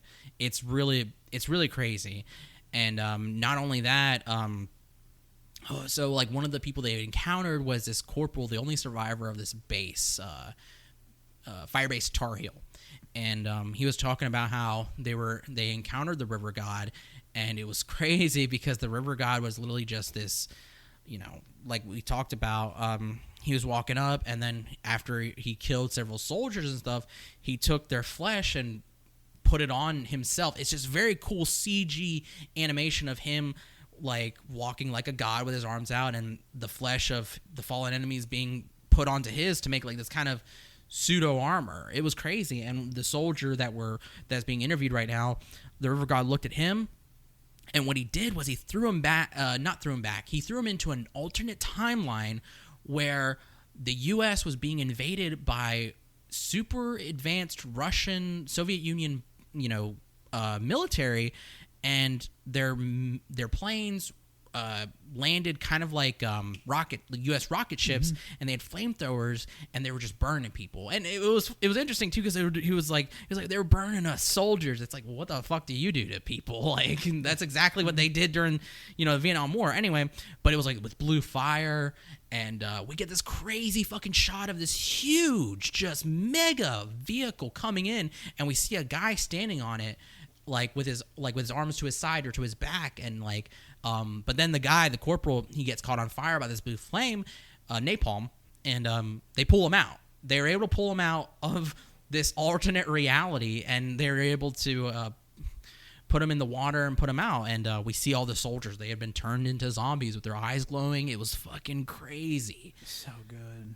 It was so good. And the River God, the farmer, he had actually went to the North Vietnamese to try to see if they could help him. And what they did is they attached this kind of like mechanical device to him, which actually amplified his powers. So he's even more powerful. And there was this crazy shot where They dropped napalm on him, and he was like invisible, but he was just on fire, and he was nothing but a skeleton. It was fucking crazy. And then eventually, like, we're kind of like, we're getting into this special ops soldier who is like, for some reason, he also has an ability, and that is that for some reason he cannot be harmed. There's like some kind of divine intervention, as there's a CIA guy who explains it, that the universe is kind of guiding him towards this path of fighting and defeating the river god, because the river god was a mistake that was created by the universe, and they're kind of protecting him to try to make sure that he fights this. And so what they do at the very end, because it ends on a cliffhanger because it's an experimental short film, they give him some equipment, a railgun, I think. Yeah, very futuristic stuff. Very futuristic stuff to kind of increase his, it's like a probability field or something like that, to like make it so that he is... he has a chance. He has a chance. It makes him where he's more immune to the river god's abilities, and also it weakens the river god. So yeah, and that's where it ends. I fucking love this so much. My favorite thing in this entire short is whenever the river god teleported Jesus Christ. I don't know if that's popping up on the mic. No. Well, Piper and Darwin, the babies upstairs, they're howling a lot. Oh my God. Because no one's home upstairs and they left us in the basement and they probably hear us. Fuck, where was I? You're talking about Firebase. My favorite thing was whenever the river god put the guy back in time to experience the America being invaded, and I thought of it being an example of him. He's lost his family members from these Americans coming in, invading his country with superior firepower, and he just wanted to give this guy an example of taste of that. Yeah, I really enjoyed that. And I also just really, really fucking enjoyed the futuristic weapons they had there. I thought it was really cool. I could watch an entire movie series, read entire books, comics about this story alone. It was that fucking good. Absolutely, dude. Like right here, it says for like the description of it, it says. Set during the Vietnam War, Firebase follows American soldier Hines through an ever-deepening web of science fiction madness. And, like, the poster they use for it is, like, it's like a comic book, like, style, like, poster. It's really sick. And like Colt said, if there was, like, a full-length movie, books, comics, I'd read the shit out of these. This needs to be, like, a full movie. And I mean, Blobkim's working on fucking a Gran Turismo movie. Don't get me wrong, I bet it'll be good. It's just... He works his best when it's sci-fi. I know. He's doing Gran Turismo, he's doing NFTs, and he's doing... District 10? The next sequel to the District 9 movie. Or whatever the fuck it's called. Like, all right, fine. If we get the District sequel, fine. But I need a Firebase movie. Let's be real. Yeah, it's just so fucking That was good. really fucking good. I mean, goddamn, that's the name too, River God. Like, that's sick, dude. And just watching him change from a normal human being, like you see his face rotting away and just eating away at it until he's a skull screaming. Yep. It's so good. It's so fucking good. Yeah, 5 stars. 5 stars. 5 easily. stars all the fucking way, dude. I think this is my favorite of all the things we watched. Even though I've already seen it before, it hit that hard still. It's so fucking good. It's my favorite out of the Oat Studios. All right. Next up, we have Raqqa. This also, like I said, 2017. This takes place in the future where humanity is on the very, very, very brink of extinction. So these reptilian aliens have come to Earth. They've invaded. They've taken over. They have completely changed city structures, society, everything, because they're trying to, whatever their purpose for what they're going to do with humanity, we're not too sure. There is a purpose though. They've even have like basically like human like breeding kind of things or whatever. But they're changing the environment to also better suit them. These aliens are like cockroach things. They're reptilian, but they're they remind me of the prawns from District 9. I was thinking of Firebase with the cockroach soldier things. Yeah, no, they're kind of like I'm trying to think of how like to describe them because even their technology is like bioorganics, like this black goo kind of thing. Yeah, and they're able to invade your mind as which well. Is really cool watching. It's staring into this little girl's eyes, and like his eyes changing shape, and the little girl's eyes changing. Yep. Like the flickering of their scales and stuff. Yeah. Because their technology is also embedded within them too. They're definitely one in one there. But yeah, and we follow like this world about where they're trying to basically take back their world and save humanity. This group of survivors who have engineered these kind of they're trying to come up with different ways, different tactics and stuff to try to defeat them. They've come up with this device to help block their the aliens from invading their minds and taking them over. And they've also discovered this guy they've experimented on, and he got away, and he's still kind of like he's not under the influence of the aliens anymore, but he's still very much like remote. Has a tough time kind of like integrating back with other people and interacting and stuff like that, and he's able to see into the future, and we kind of get a glimpse of like what could possibly happen. Also, too, we are left to we just get randomly thrown like a new card in that there's this other alien species that's trying to save humanity that look like angels, kind of. But it's never revisited. This is only 22 minutes, by the way, and yeah, we're kind of this stars also Sigourney Weaver. She's kind of the leader. Yeah, which I didn't remember her being in it when I first watched it, and when I saw her this time around, because I've seen all the alien stuff, I was like, "Fuck! What the fuck? She's in this." There was this really crazy scene where the aliens had taken this businessman guy, have infused him with basically like a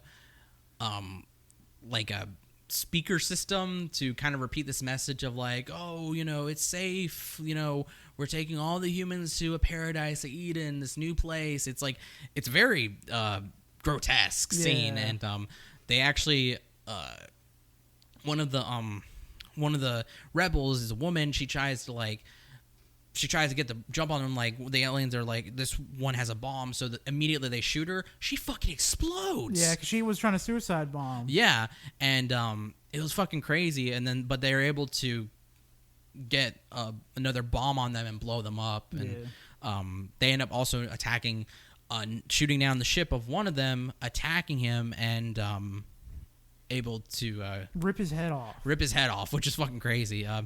And yeah, we're kind of left with like, all right, well, where do we go now? How do we fight this threat? And yeah, it was great. It was good. I loved it. I gave it 4 stars. I thought the alien designs was fucking gross and cool and everything. Like, yeah, I could see this as a movie as well. I really enjoyed it too. I gave it 4 stars. I have the same feeling about Firebase as well. For the human costumes that they wear and some of the items in the environment, not so much as Rocka, but more so Firebase, I feel like some of it's too clean, some of it's too new, especially the uniforms in Firebase. I was like, this looks like you're wearing fake like Halloween stuff sometimes, but the content of this is so good that I do not care. It just looks too clean, and if he were to ever revisit, I doubt he'll ever revisit because he just doesn't. I'd love to see it, like some more worn-in stuff. Are you talking about Rocka? Yeah, Rocka and Firebase. Oh, okay. For the human part, like the alien stuff, they look dirty and ugly and creaturey. Yeah. But like the humans look like they're just wearing cleaned clothes. They can clean their clothes. Yeah. You have time. Anyway, yeah. I definitely feel that, or I definitely get that. But, yeah, so the next up, final one is Zygote. And this takes place on, give me a second. Is it in space? I think it is, because they have to, oh, no, so, okay, so it's a mining operation in the Arctic Circle. Okay. Yeah. It's weird, though, they have to wear masks. It's low oxygen, I'm assuming. In the Arctic Circle? People have been up there. I don't know. Anyway, or it's in the future. Yeah, it could be a future. This could be some Future. creature. I mean, there is a creature in this. Yeah, so there's another creature in this. It's really cool, and this follows two a lower ranked kind of worker, and then another one who is the head of security. He's blind and wounded, and we get this kind of we get a lot. I would say we get a lot about this world. So our two characters are Dakota Fanning, and Jose Pablo Cantillo. Dakota plays Barkley, and the security is Quinn. They're trying to find a way to survive and get out because there's an alien creature that is hunting them, and what it has done is it has basically taken all of the human bodies, turned it into a conglomerate to make its not final form, but I guess like a big form, basically, where it has multiple hands, multiple feet, multiple just writhing bodies. And like a bunch of eyes on It's a literally single like head. a bunch of eyes it's taken together to make like this bulbous head, kind of like an insect. Yeah. It's fucking crazy, and it's a like we get some like kind of like lore related things where it's like Dakota Fanning character, she's apparently supposed to be a synthetic human with certain access and taught certain things about like how she fits in society and stuff, but since they're where they are, Quinn is like, shut the fuck up, we're not dealing with that right now, it's about survival and you need to survive, because Quinn, what he did is that at some point they encountered something that caused some of the people to go fucking crazy. It has something to do with the creature, and he cut out his eyes, but that didn't work because he's still fucking feeling it. So at some point they're trying to get out. They count their rations. She has this cool fucking assault rifle. He has this pistol with explosive rounds. Yeah, she immediately dumps the assault rifle into the creature. Yeah, and they're able to kind of hold it back just a little bit. They're trying to get to this other part of the facility where there is a corporate vault, basically for the higher ups to safely wait for their rescue. That's what they're trying to get to. And they're being chased. She uses all their ammo. They're able to stop it slowly. He decides, I'm going to stay behind, distracted. Here's the fucking pistol. Use it. I'm going to, and we get this, very claustrophobic kind of, pursuit. And it's fucking, nerve-wracking. And what he does, he cuts off his fucking finger to give it to her so she could use it to gain access to the vault. So she makes it to the vault, but he can't get access to it. His finger doesn't work. So it's like, goddamn. And what makes this thing terrifying, too, is that, like we said, it has multiple bodies. And because it's taken the bodies of every fucking worker here, it has multiple hands. And because it has multiple hands, it gains access to any part of the buildings. Any part, if it needs a corporate fingerprint, it will use it because it has a corporate person. And also, it has their fucking memories. Mm-hmm. So because it has their memories, it's able to know and figure out how things work, which is pretty fucking crazy. Yeah, I like the shot of it, putting its hand up to the guy's head, and it shoots out a rod, shooting into his brain, and flesh wraps around his head, so it can steal his memories. Yep, and we get this cool. We get this cool moment too where it's trying to get into a door, and it's testing out its different fingerprints and stuff to get in. And it's fucking crazy, and but eventually she has to come face to face with it.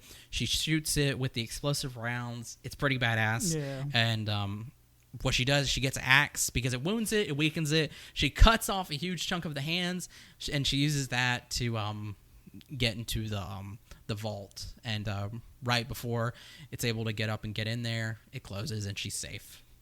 And we also find out she's just a regular, normal human. Apparently, she's part of a group. They're called Canaries. She's a Canary class. They send them into the mines. If they die, that means there's toxic stuff in there. Yeah, the Canary coal mine. Yep. So, this was really good. Fucking good, too. This is my second favorite, I would say.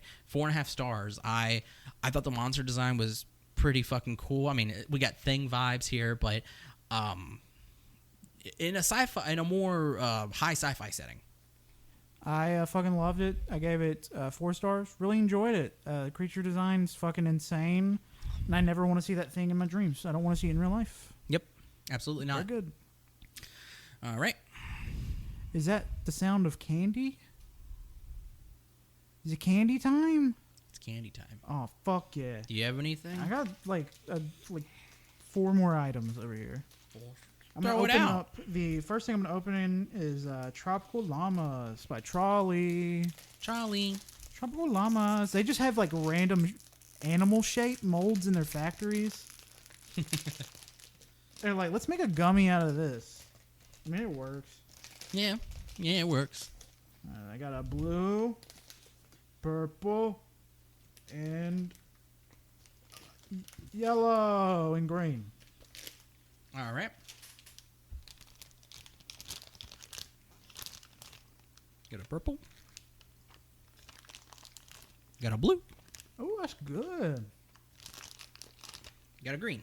Yellow's not lemon like I thought. Llamas. Let's go. It's pineapple and passion fruit. Hmm. That's delicious. What color do you eat? Pineapple and passion fruit. Really good. Damn. All right. Gonna try the purple one. Yeah.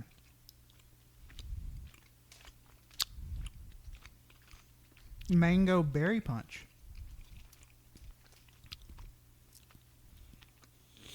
That was good too. Mm-hmm. Now the blue one, final one. Classic colors for Mm-hmm. Trolley. And this is just classic strawberry, blueberry. Yeah, I know. Wouldn't you know it? Fucking hits. Yeah, trolley, baby.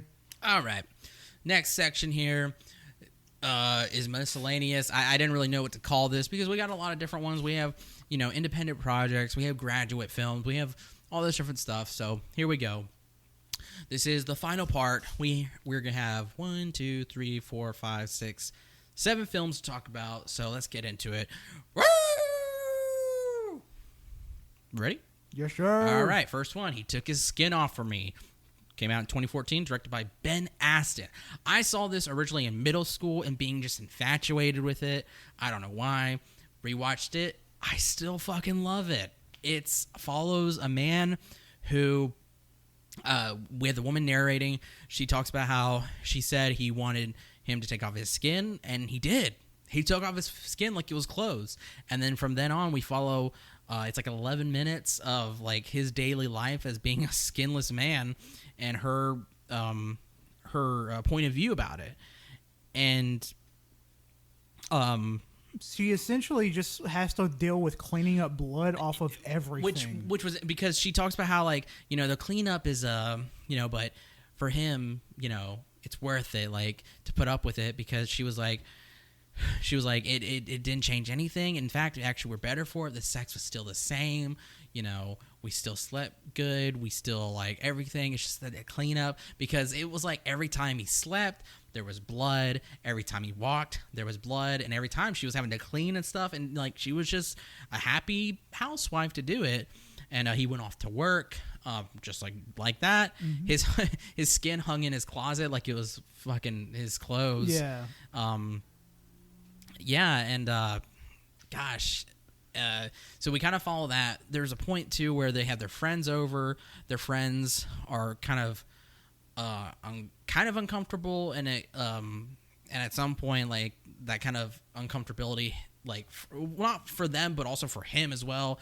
It kind of hits a high point where they leave, and then they're going to bed, and there's like some like we get like a few we always get these shots of them in bed. At first it's with he grabs her and holds her close, but then by the end it's like he grabs her, but it's like kind of a reluctancy, like kind of hesitation there, but he still grabs her and loves her, but they're facing each other in the bed, and then he grabs her side, and then he starts to pull her skin. They use that sound effect of like pulling like rubber, whatever, and she breathes heavily. It's like and then it ends. Yep. And what did you think? I really enjoyed this one too. What do you know? I enjoyed almost all of these.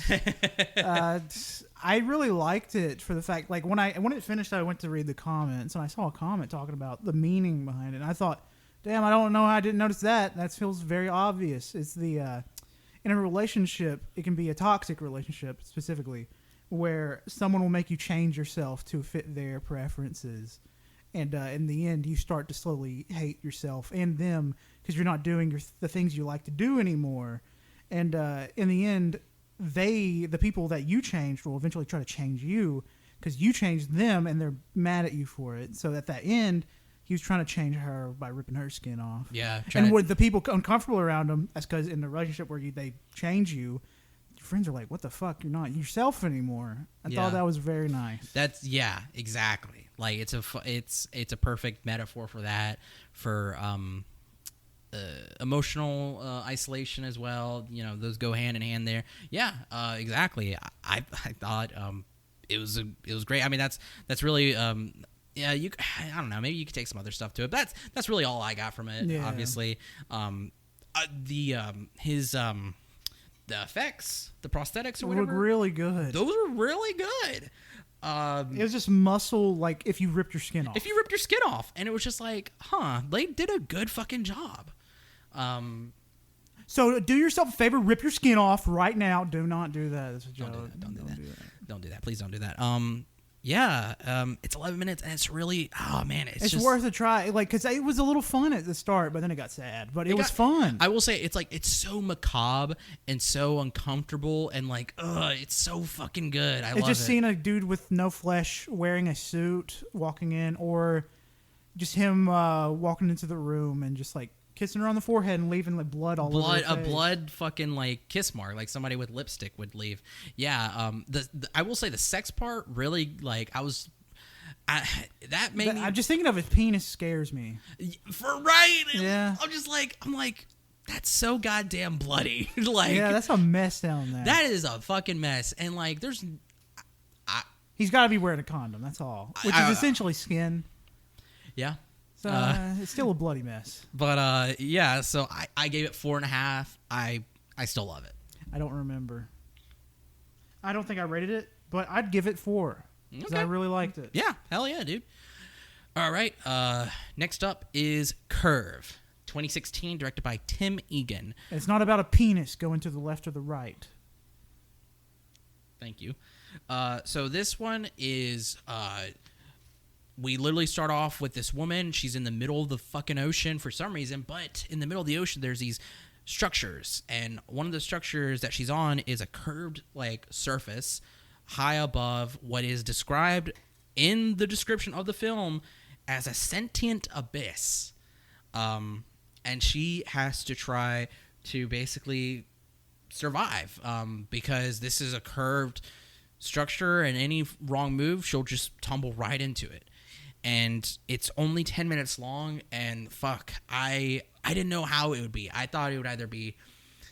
Like, you just described the whole thing. Yeah, I mean, that's the really thing. Like, it's so intense because she's sitting there, and like every time her leg is like broken, I think maybe. No, it's not broken. She's just laying on it weird. She's laying on it weird. And if she moves, like trying to fix it to be comfortable, she's gonna fucking slide. She's gonna fucking fall, and so every time she's having to, it's such a fucking struggle because she's having to like. She's cutting her hands on the wall because it's concrete. It's rough concrete. It's like this rough concrete, and it's like it makes this. The sound design was really good too because it makes this grating sound of skin against rock. Yeah. And not only that, she's cutting up her back too. Like she's wearing a jacket, but you can hear it on the back of her head. And you can see the blood coming down the wall. Yeah. Where she's sliding, and it's like cheese grating your back. And then there's this also too. Every time she looks across herself, she sees the same kind of.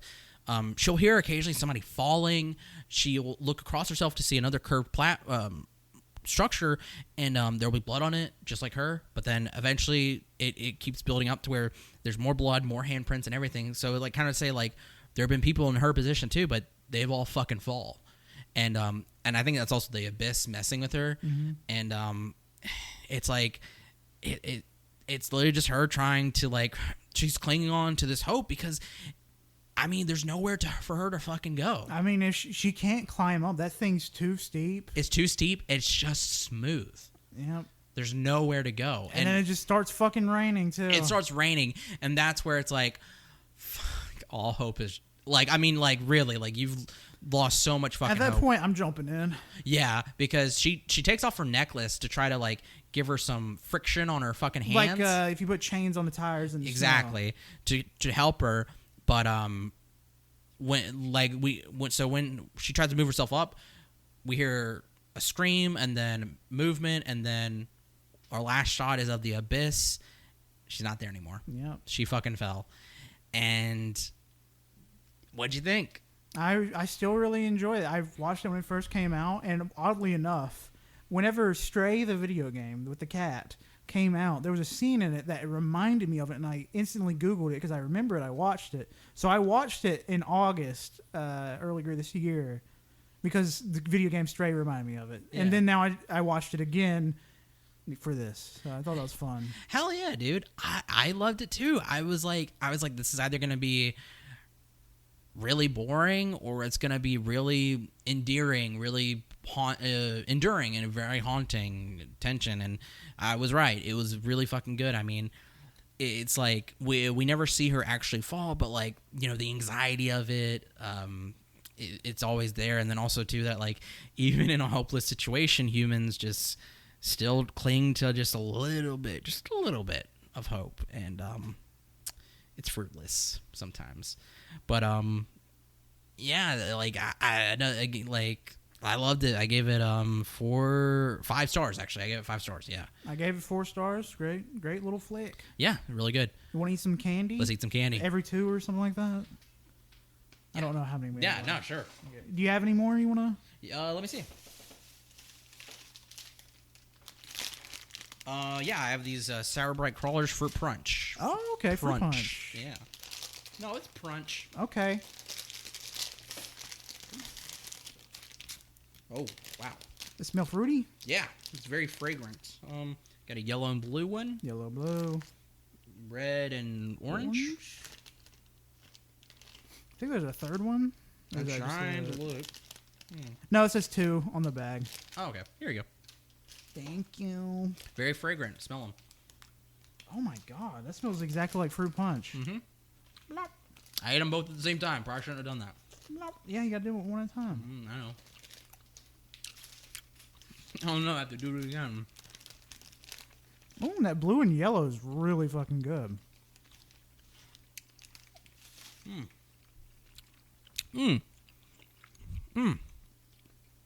Dude, I fucking love Trolley. I know I keep saying it every time we have them. Probably. So good. So fucking good. All right. Next up is My House Walkthrough. This came out in 2016, directed by Piero Pito. This one's kind of tough because there is dialogue, but it's just strictly subtitle. And it's the same dialogue over and over again. Over and over again. For the most part. And let me see. What? What the fuck was I gonna do? Oh, anyway. Yeah, so it's 12 minutes. That's what I was looking at the time. It's 12 minutes long, and it's this Japanese man taking us a walkthrough of his family home, showing us his Very dirty. Very, very dirty. Yeah, family heirlooms, pictures and stuff, and he's showing us this hallway, the rooms, and then as he goes to the end of the hallway, he's going to show us another hallway, but it's the same hallway. Over and over again. Over and over again. It's a thing. But every single time they go through the hallway, something's changed. Like, it starts small, like, small little changes, like the faces are a little different until everything's different. Yep. It slowly but surely basically turns into hell. Because, like Colt said, like certain things will change, like the pictures, the faces of his grandparents and stuff, those will slowly get distorted and torn up. There's these rooms with like a bunch of like old antique dolls. Those get freaky as shit. Fucking creepy. I mean, to be fair, in the light and normal settings, they look fun. They look cool. But then, like in this setting, they just look so freaky. Yeah. And it keeps repeating and repeating and repeating, and he keeps like with the way he keeps talking about the rooms and his grandparents and stuff. It's like none of it makes sense. Yeah, because he keeps saying like, my grandma was here, and this is her room. Is her room? All right, I'm gonna go in here now. My grandpa's listening to some sermon or something like that. Sutra, which is like chanting essentially. It's if you're thinking of like religious kind of prayers and stuff like that, teachings and stuff like that. You can hear that in the background the whole time. And while this is going on, he keeps repeating like, "There's a typhoon in Japan right now." There's a storm. Yeah, it's just repeating and repeating until finally we get to the point to where the whole fucking the part of the house that we can see, the hallway, it's red. It's just nothing but red. Everything, it's like, you would think it's like they put some kind of filter on it, and it's just, everything's just covered in this red paper. Like, it feels organic, feels hellish. And every time he opens that fucking door, before we even got to this point, I felt like a fear because it's so damn loud. It's so loud, and it's so fucking dark, and I get scared. And every time too, if you look, there's just random hair strands, like just hair coming out of the wall and stuff like that. Fucking creepy as hell. And we see this. He's like, "Here's my grandma in bed right now." It's like every time before it says grandma was here, and then this time it said grandma's here, and it pans up to a grandma like bloodied, hair fucked up, in decay, and sleeping on this bed. Yeah. And then grandpa's here too, but it's this bloody red man in a bathtub. Yeah. And eventually he's like, all right, well, now I'm gonna go to bed. This is my room.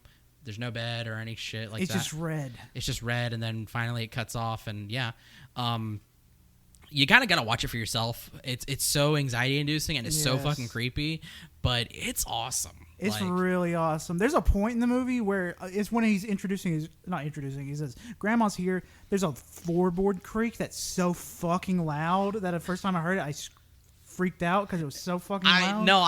I remember when I watched this, I had to take my headphones and I like make sure the sound was just loud enough that I can hear. Yeah. But like I was just like, all right, just in case, because I don't want to be. This is fucking creepy. And it's so funny because like the way the description in the video is like,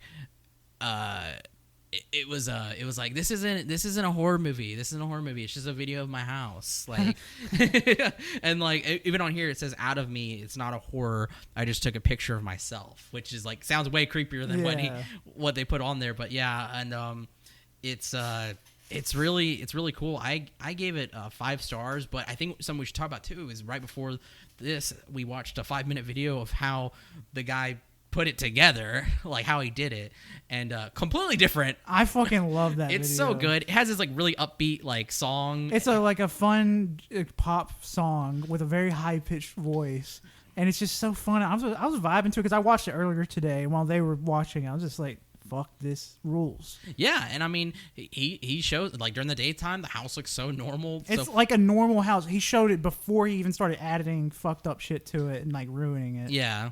And he went through the process of like changing it up, just doing this, doing that and stuff until eventually it gets to the hellish house that it is, which he just got like tissue paper and then was spraying like a pink water or something to like set solution it. to set it, but also to make it red. It was really fucking cool. It was very cool. I especially liked it when the mannequins came in, and it showed like them doing a little dance. They're doing a little dance, like all right, like. All right, and then the grandpa is just a little kid mannequin in the bathtub. Yeah, and it's just so funny looking. It's so like without watching that video first, it all looked scary. But after watching it, I was like, fuck. Because there's a scene in the bathroom where the grandpa's at, where it looks like cockroaches are all over the wall. It's just eyelashes. It's just fake eyelashes that he glued together to make bugs, which is really smart. It's very creative because I was looking, I was like, fuck, are those bugs? Yeah, no, it was really cool. I loved it. It was definitely one of my favorites. Give it a go. Hell yeah. 4.5 for me. I loved it. Very good. All right, next up is My Little Goat 2018, directed by Tomoki Masato. It is a graduate's film, I believe, and trigger warning. God fucking damn. Trigger warning for child pedophilia. Sexual abuse. Yeah. Yeah. So this is like stop motion kind of felt. It follows this goat woman. Yeah. She's cutting open the belly of the big bad wolf, trying to get her children out, and she's getting them out, and it gets so deranged. Yeah, because when she pulls him out, like the last kid that was 8, he's in perfect condition because he's not into the stomach acid just yet. He wasn't in there that long. But as she keeps pulling them out, there's various forms of decay. Second time I'm using that here. But the kids had less fur, more burns on them from the stomach acid. Yep. Yeah. So, and then she's looking for her last child, not Natsuke. Yeah. But I think he goes Taruko? Something like something like that.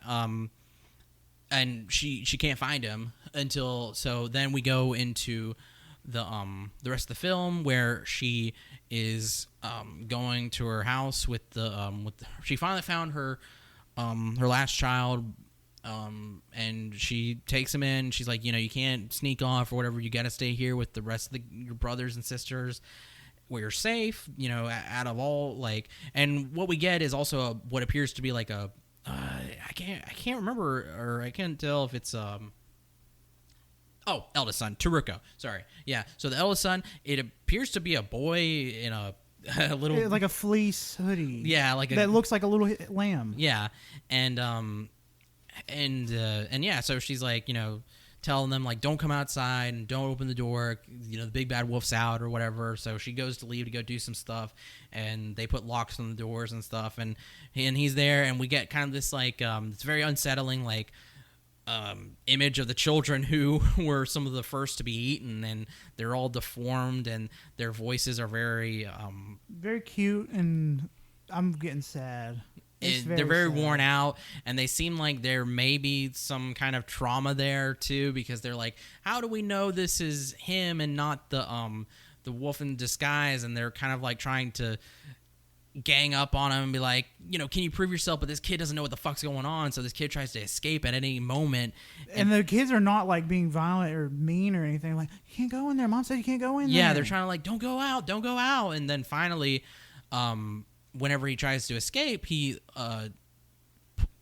pushes out a mirror that's been under a blanket, and one of the when the kid sees himself and they see how deformed they are, and it's really sad because they get really sad, and all the goats kind of get in the corner and kind of comfort her, because it's like, fuck, like these kids, like they may seem kind of like unsettling and stuff, but they're not. Like they were kids that have been abused and deformed, and the little boy feeling bad, he gives the sad one that's crying his own little fleece. Yeah, puts it on, and but during the attempts at escaping, he accidentally knocks out some of the locks that they had in place, and the wolf is in the vicinity, so the wolf is able to break in, but all the goats are able to hide. Some of them turn into stuffing into a little jar. Yeah, it's really really fun. It's very fun, but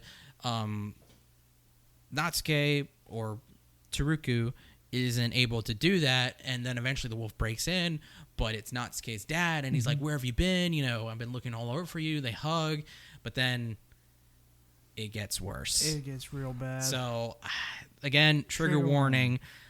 Natsuke's dad is like telling his son, like, you're not supposed to ever leave me again. You're not supposed to do that. Like blah, blah, blah, blah. You can't do that. And then he starts like hugging him more and more, but then starts sniffing him.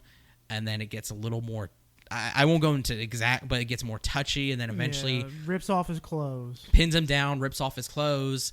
And, that's when the lambs come in. That's when the lambs come in. They all come up and they're like, leave him alone. So they all start trying to fight him. And there's different shots where he's not a man, he's the wolf. But then he's the man, but then he's the wolf. Mm-hmm. And then the lambs even turn into like a lamb megazord. I love that. That was fun. I was really worried. I was like, fuck, I was like, please don't kill one of these little babies. Anybody. And so, but they're trying to fight him, and they're kids, so they're not being able to put up much of a fight. And it just gets worse and worse until finally the mother comes in, tases him, and they're safe. Mm-hmm.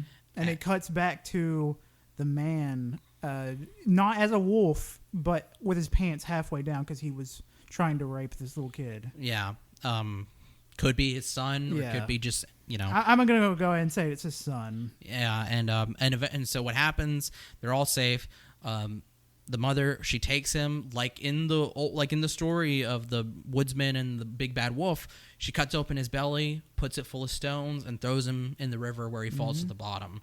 And his shoe floats up, but that's it. He's drowned and dead. You hear like helicopter fly over, trying to find this fucker, but yeah, and then but then all the kids, they're back at home. Like he's integrated into their family.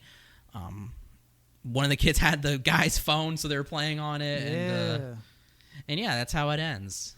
I really loved this. It's I didn't expect it to make me cry, but I did cry at this because it had like a very sad message, and I just really enjoyed it. The fact that I see the little boy coming from an already abusive family that is the father, where he's coming to his new family where these kids are already harmed by their old father, which we saw at the beginning where he had already ate these kids.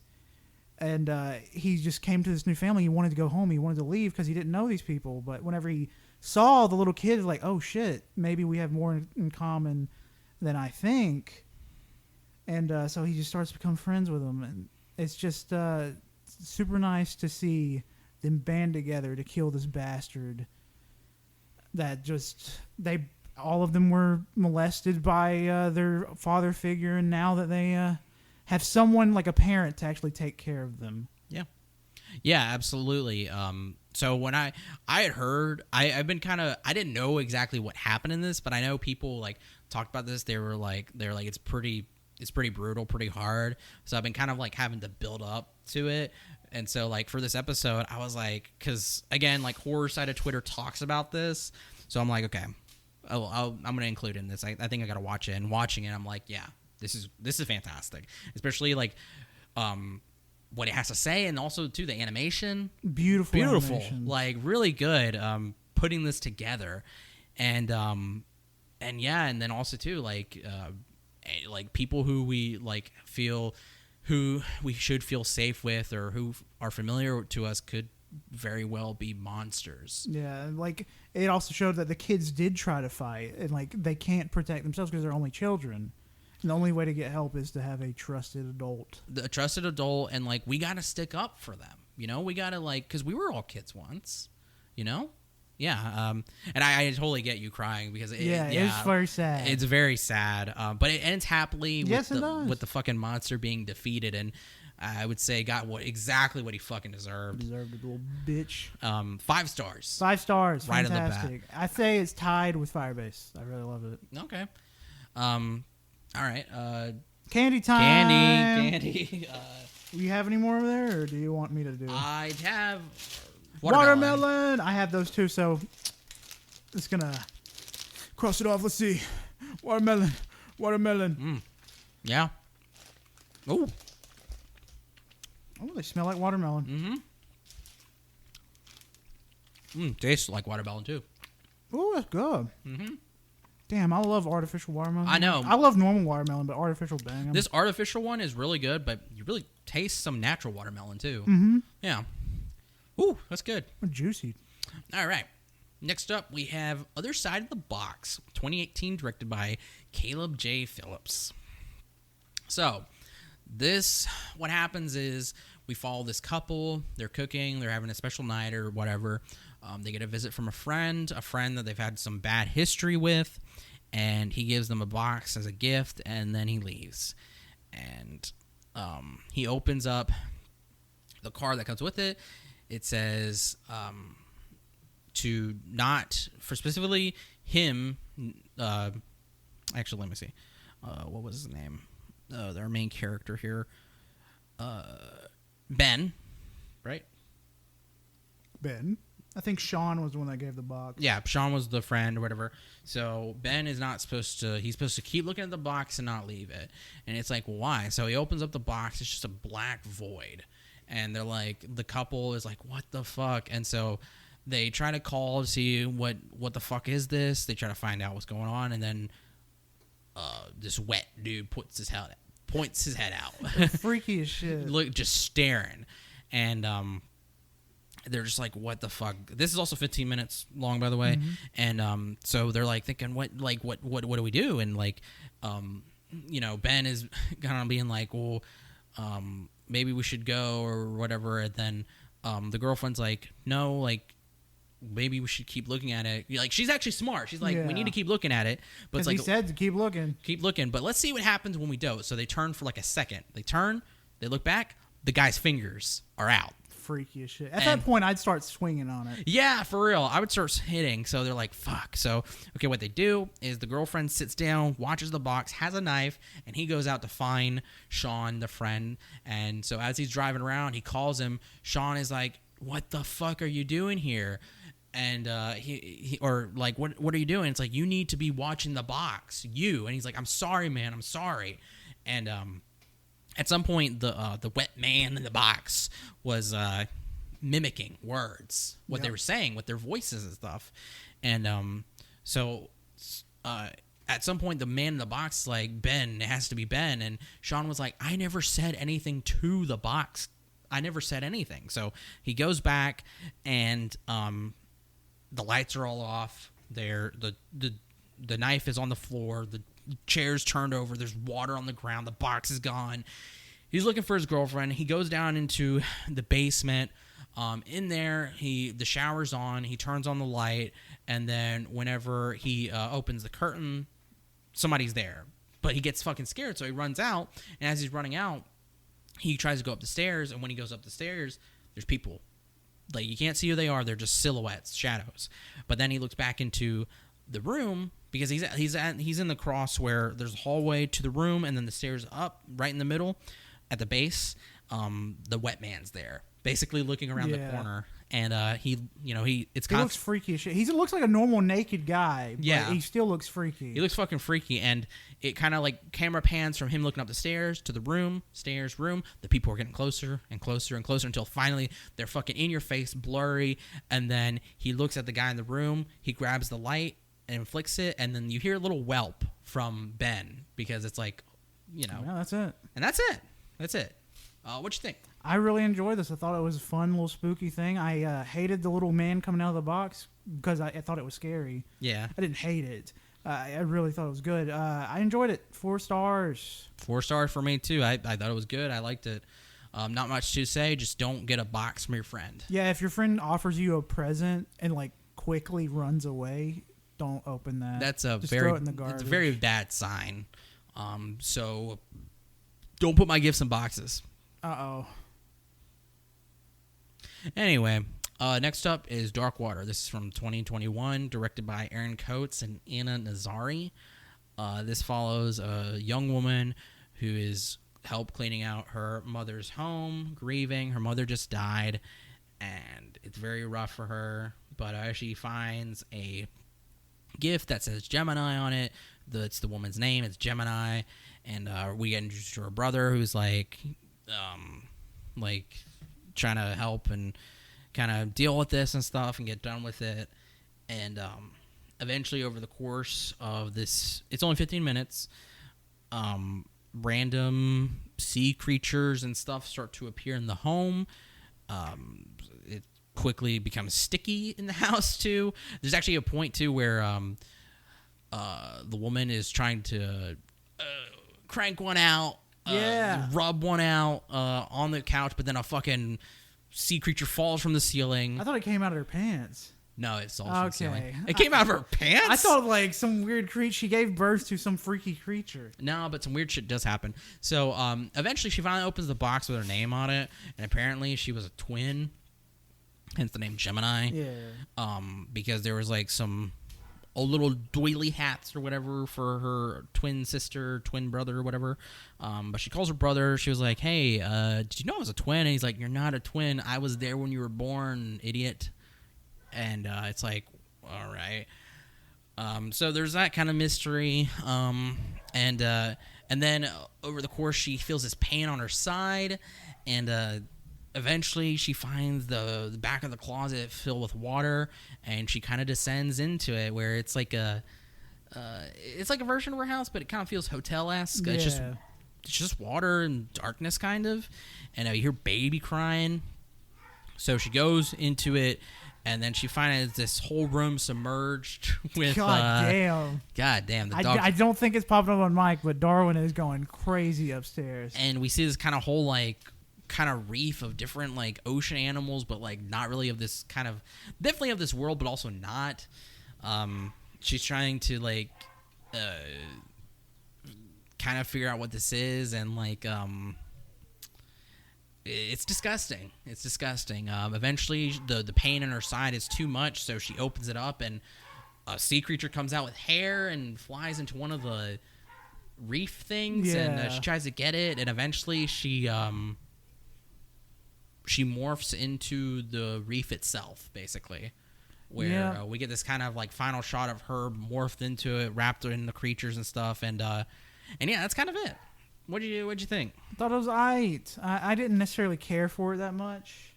I don't know what it is with water and like horror stuff. Water, it just doesn't. The fear for water for me is drowning. That's it, really. And if the creature, something cool would have been here, I would have been more into it. But it's just a lady becoming a coral reef in her house. I thought the house having all that stuff was cool, but also I would have not went in there. Yeah. I thought it was, I liked it. I thought it was good, especially for what it was trying to deal with, like, with grief, isolation. I saw some stuff about like some fetal, maternal, issues, stuff like that. I also saw too where the woman who actually was in here, she actually had trained pretty hard, not harsh. Because she was under that water. Yeah, she trained pretty hard to do this, which I thought was pretty cool. There's actually a comment under the video itself from one of the directors, Aaron Coates, talking about it. Like they're happy about the project, excited, explaining like their process, stuff like that. That was pretty good, pretty cool. I meant to read it beforehand, but I just didn't get a chance. But yeah, I gave it 4 stars. Did you say you were rating? 3 stars. 3 stars? Yeah, I think it's a good watch. Definitely go check it out. But, it's definitely kind of build up. But anyway, last movie. Candy first. Candy first. We'll do candy. Fuckface. How much do you have left over there? Oh my god. Yeah, be careful. That chair leans all the way back.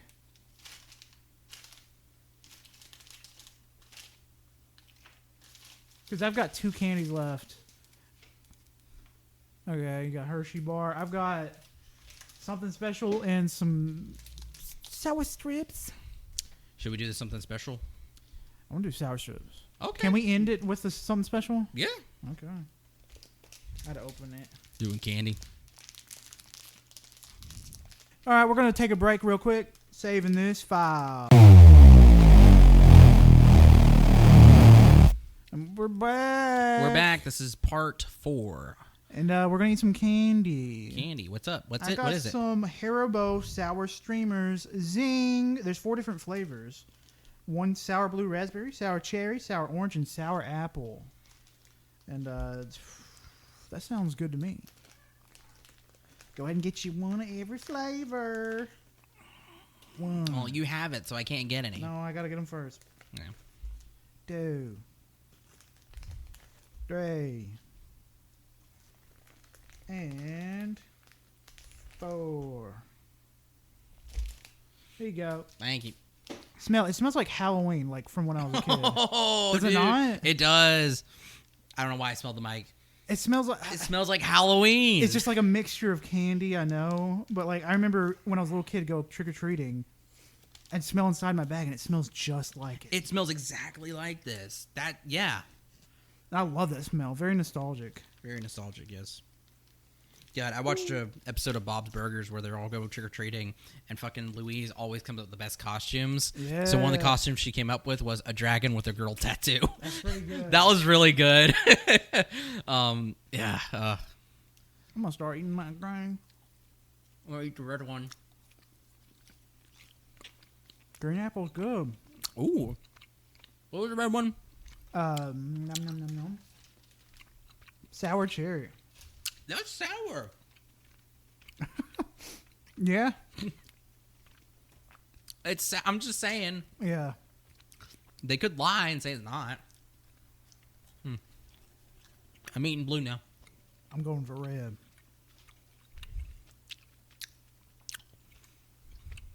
That's good.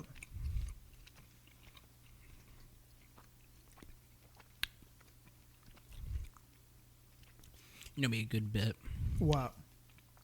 if I change the background on their computer.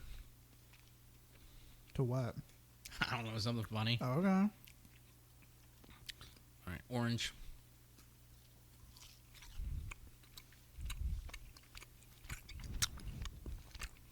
Damn, that is orange. It's very orange. They're good, though. All around, very good. Even though I haven't had my blue one yet. Better try a good one. Last one, here we go. Goddamn, I love candy.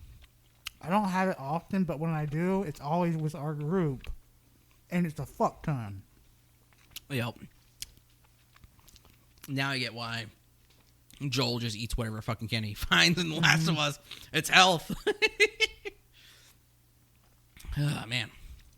All right, we ready to talk about Yes, that sir. one? All right, this one came out in 2022, this fucking year. This is The Changing Room, directed by Sam Evanson. So, let me see. Let me look at the time for this one. real quick. Very short. if I remember It is correctly. short. It is short. Real quick. Sorry about that. 4 minutes. It's 4 minutes, and a woman wants to try on some clothes. She sees their fitting rooms are closed with this very ominous fucking metal door that's like, don't go back here. But she goes back there anyway. And when she goes back there, we get in this cool looking changing room with these double mirrors, one on left and right side. And it does this cool like infinite effect where it's like constantly just going on forever. She's not on her clothes, but then we see some weird shit in the mirror. And it's some pretty crazy shit. A man is just hanging. He's just hanging in one of the mirrors in the back, but then he falls. And then he starts fucking crawling through the mirrors in the infinite mirror void to her, and she's screaming, terrified. She tries to hide, and when she does, she takes out her phone, looks at the it has a selfie camera up to see if he's behind her. She doesn't see anything. She thinks he's safe, but then his hand grabs her, and then we see her not from the mirror, like in the mirror void. We see her in the room. She's struggling because she's being hanged. Mm-hmm. And That's it. She dies. What'd you think? I thought it was fine. I thought it was okay. When I was little, my grandma, she had until she died, that in her bathroom, it was a mirror facing the opposite mirror. And every time I'd go to use the bathroom at her house, I'd see it, and it freaked me out. That's because trippy. It was infinite either way. And at a point, I wasn't scared of it, and I just like do woo because it was infinites. Yeah, Very cool. that's insane. That's very cool though. But it was fine. Yeah. I didn't really care that much for it. I'd say 3 stars. Yeah, I gave it 3.5. The reason why I chose it was just because I saw the cover thumbnail image of the mirror like effect, Which is cool. There's actually a video of how they made it. I haven't looked at it. I want to though. It's a really cool. I like the aesthetic. But yeah, I mean, you kind of get what you get with 4 minutes, but it was all right. And Yeah. we kind of end on a little soft note, but that's okay. I feel like there might have been something else. Nope, that's it. So there you go. That was all the short films. I'm sorry for any kind of disruption to the... Yeah, Pat kind of got killed in the middle. Yeah, that was kind of unexpected. I'm sorry. And kind of threw me off. But yeah, here we are at the end. The end of Wenzel's Horror We got Corner. some candy left before we go. We got one more candy, though. One more sweet for this short and sweet And get it podcast. fucking open. To be fair, though, it's not short. It's not short. It's over 2 hours. It's over 2 hours. Nobody stopped me. Yeah, so I go to talk to my mom later. She's like, huh, so what'd you do? I ate candy in a basement for 2 hours.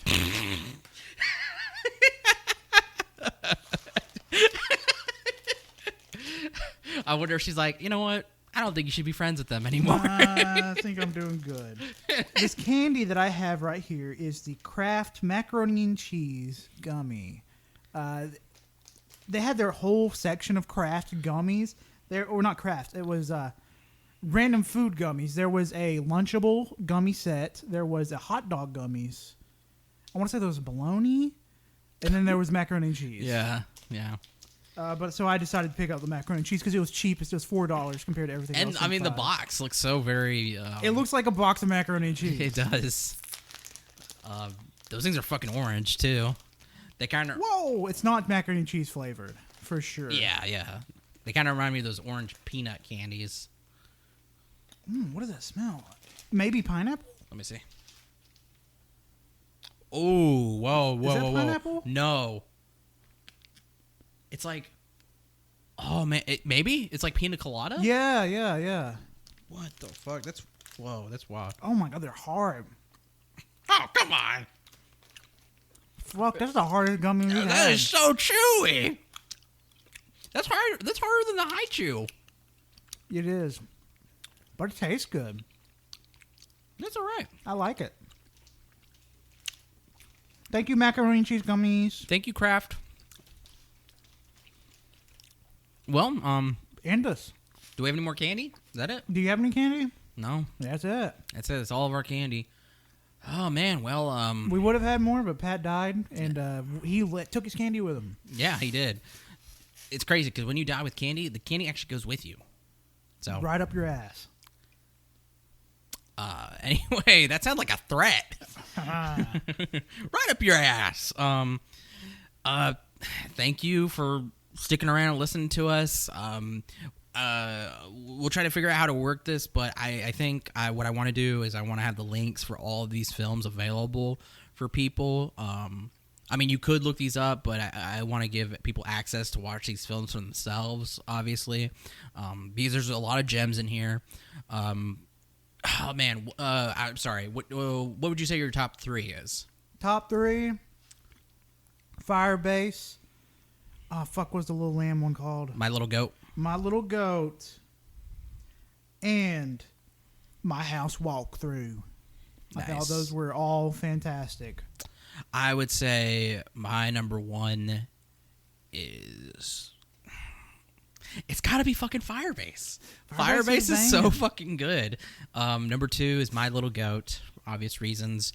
And my number 3, I would have to give it to La Cabina, telephone box. That one was really fucking good. It was I really loved that good. one. I really want to look at more old school horror short films. I just want to watch more old school horror that's not like mainstream. Yeah. And foreign specifically. For real, because like this was this felt like, I mean, this was definitely like a time capsule out of the 70s, but it was so... It was very high quality. It was very high quality, yes. I was about to say, like, they put so much effort was put into this. I mean, so much effort was put in a lot of these films. I'll say that, too. But yeah, but again, thank you for listening. If you stuck around, I hope you enjoyed these. I do hope to do another horror short film in the future, maybe just a short film corner in general. When it's not Halloween. But it's not Halloween. You know, it's just short films in general. So we'll see. I actually have a fun name for those, but I will tell only Colt after. Okay. But yeah, thank you for listening. You can follow us. Go check us out on SoundCloud, iTunes, Google Play, Spotify, Overcast. We're all you can hear. Leave us a rating, a review. You know, subscribe to us. It really helps us out. We do listen to feedback and anything, but if you give us anything lower than 5 stars, We will find you. we will find you. Anyway, follow us on Twitter at AYCH Podcast, where we tweet just shit. Yeah, absolute garbage. Yeah. Not true. Instagram at AYCH Podcast as well. We also shit on there too. We just get pictures though. Yeah. No, we Yes, pictures of our toilets. we With do- logs. we have some good art there too. Some good stuff Pat has done, and Some yeah. stuff you've done too. Some stuff I done. Go to our twitch.tv/AllYouCanHear. We have we have stuff on there, but you're gonna want to go to our YouTube. Yeah. All you can hear as well for our VODs. Go check out our AYCH Extra channel, where we have our extra shows, our shows that are not on the main feed, but we didn't make a separate feed for them.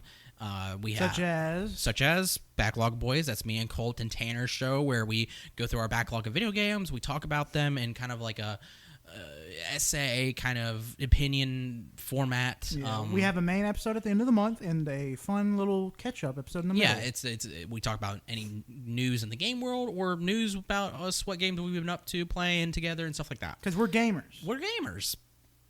Go check out Ultraman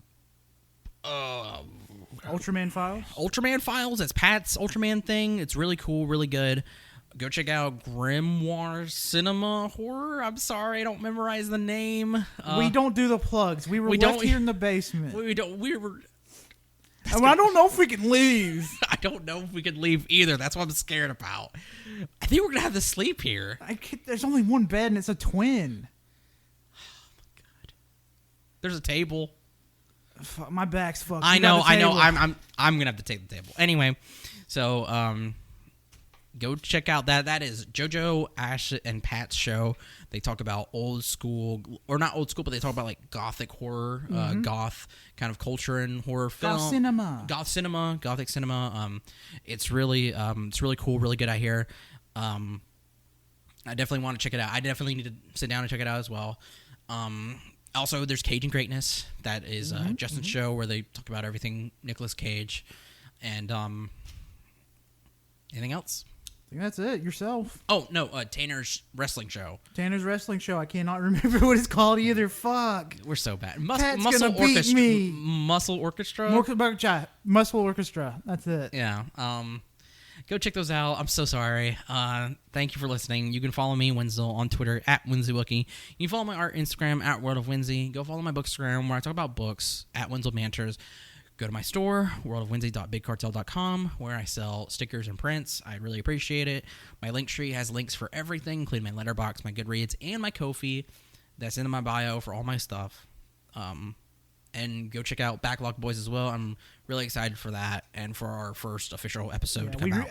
As of us recording right now, we record our first episode tomorrow, or like our big episode. Yep, and it'll be coming out this week. Yeah. Actually, yeah, this Wednesday. Yep. The Wednesday the Monday this episode comes out. Our first episode will be coming out Wednesday. That following. Yep. So yeah, go check that out. Thank you. My name Colt. Follow me on Twitter, ColtD00, and go just eat some trolley. I guess it's fucking good. They should sponsor us. Really. Wouldn't that be fucking crazy if we got a trolley sponsorship? I fucking love trolley, dude. I love trolley. If we got food sponsorships, absolutely. Oh, fuck yeah. Send me those Elden Ring peach rings. I really wish I could get some of those. I know they're just peach rings with Elden Ring on them. I would really appreciate, like, Mountain Dew, Dr. Pepper sponsorship. That'd be sick. Yeah. Okay, anyway. Yeah, you guys listen out there.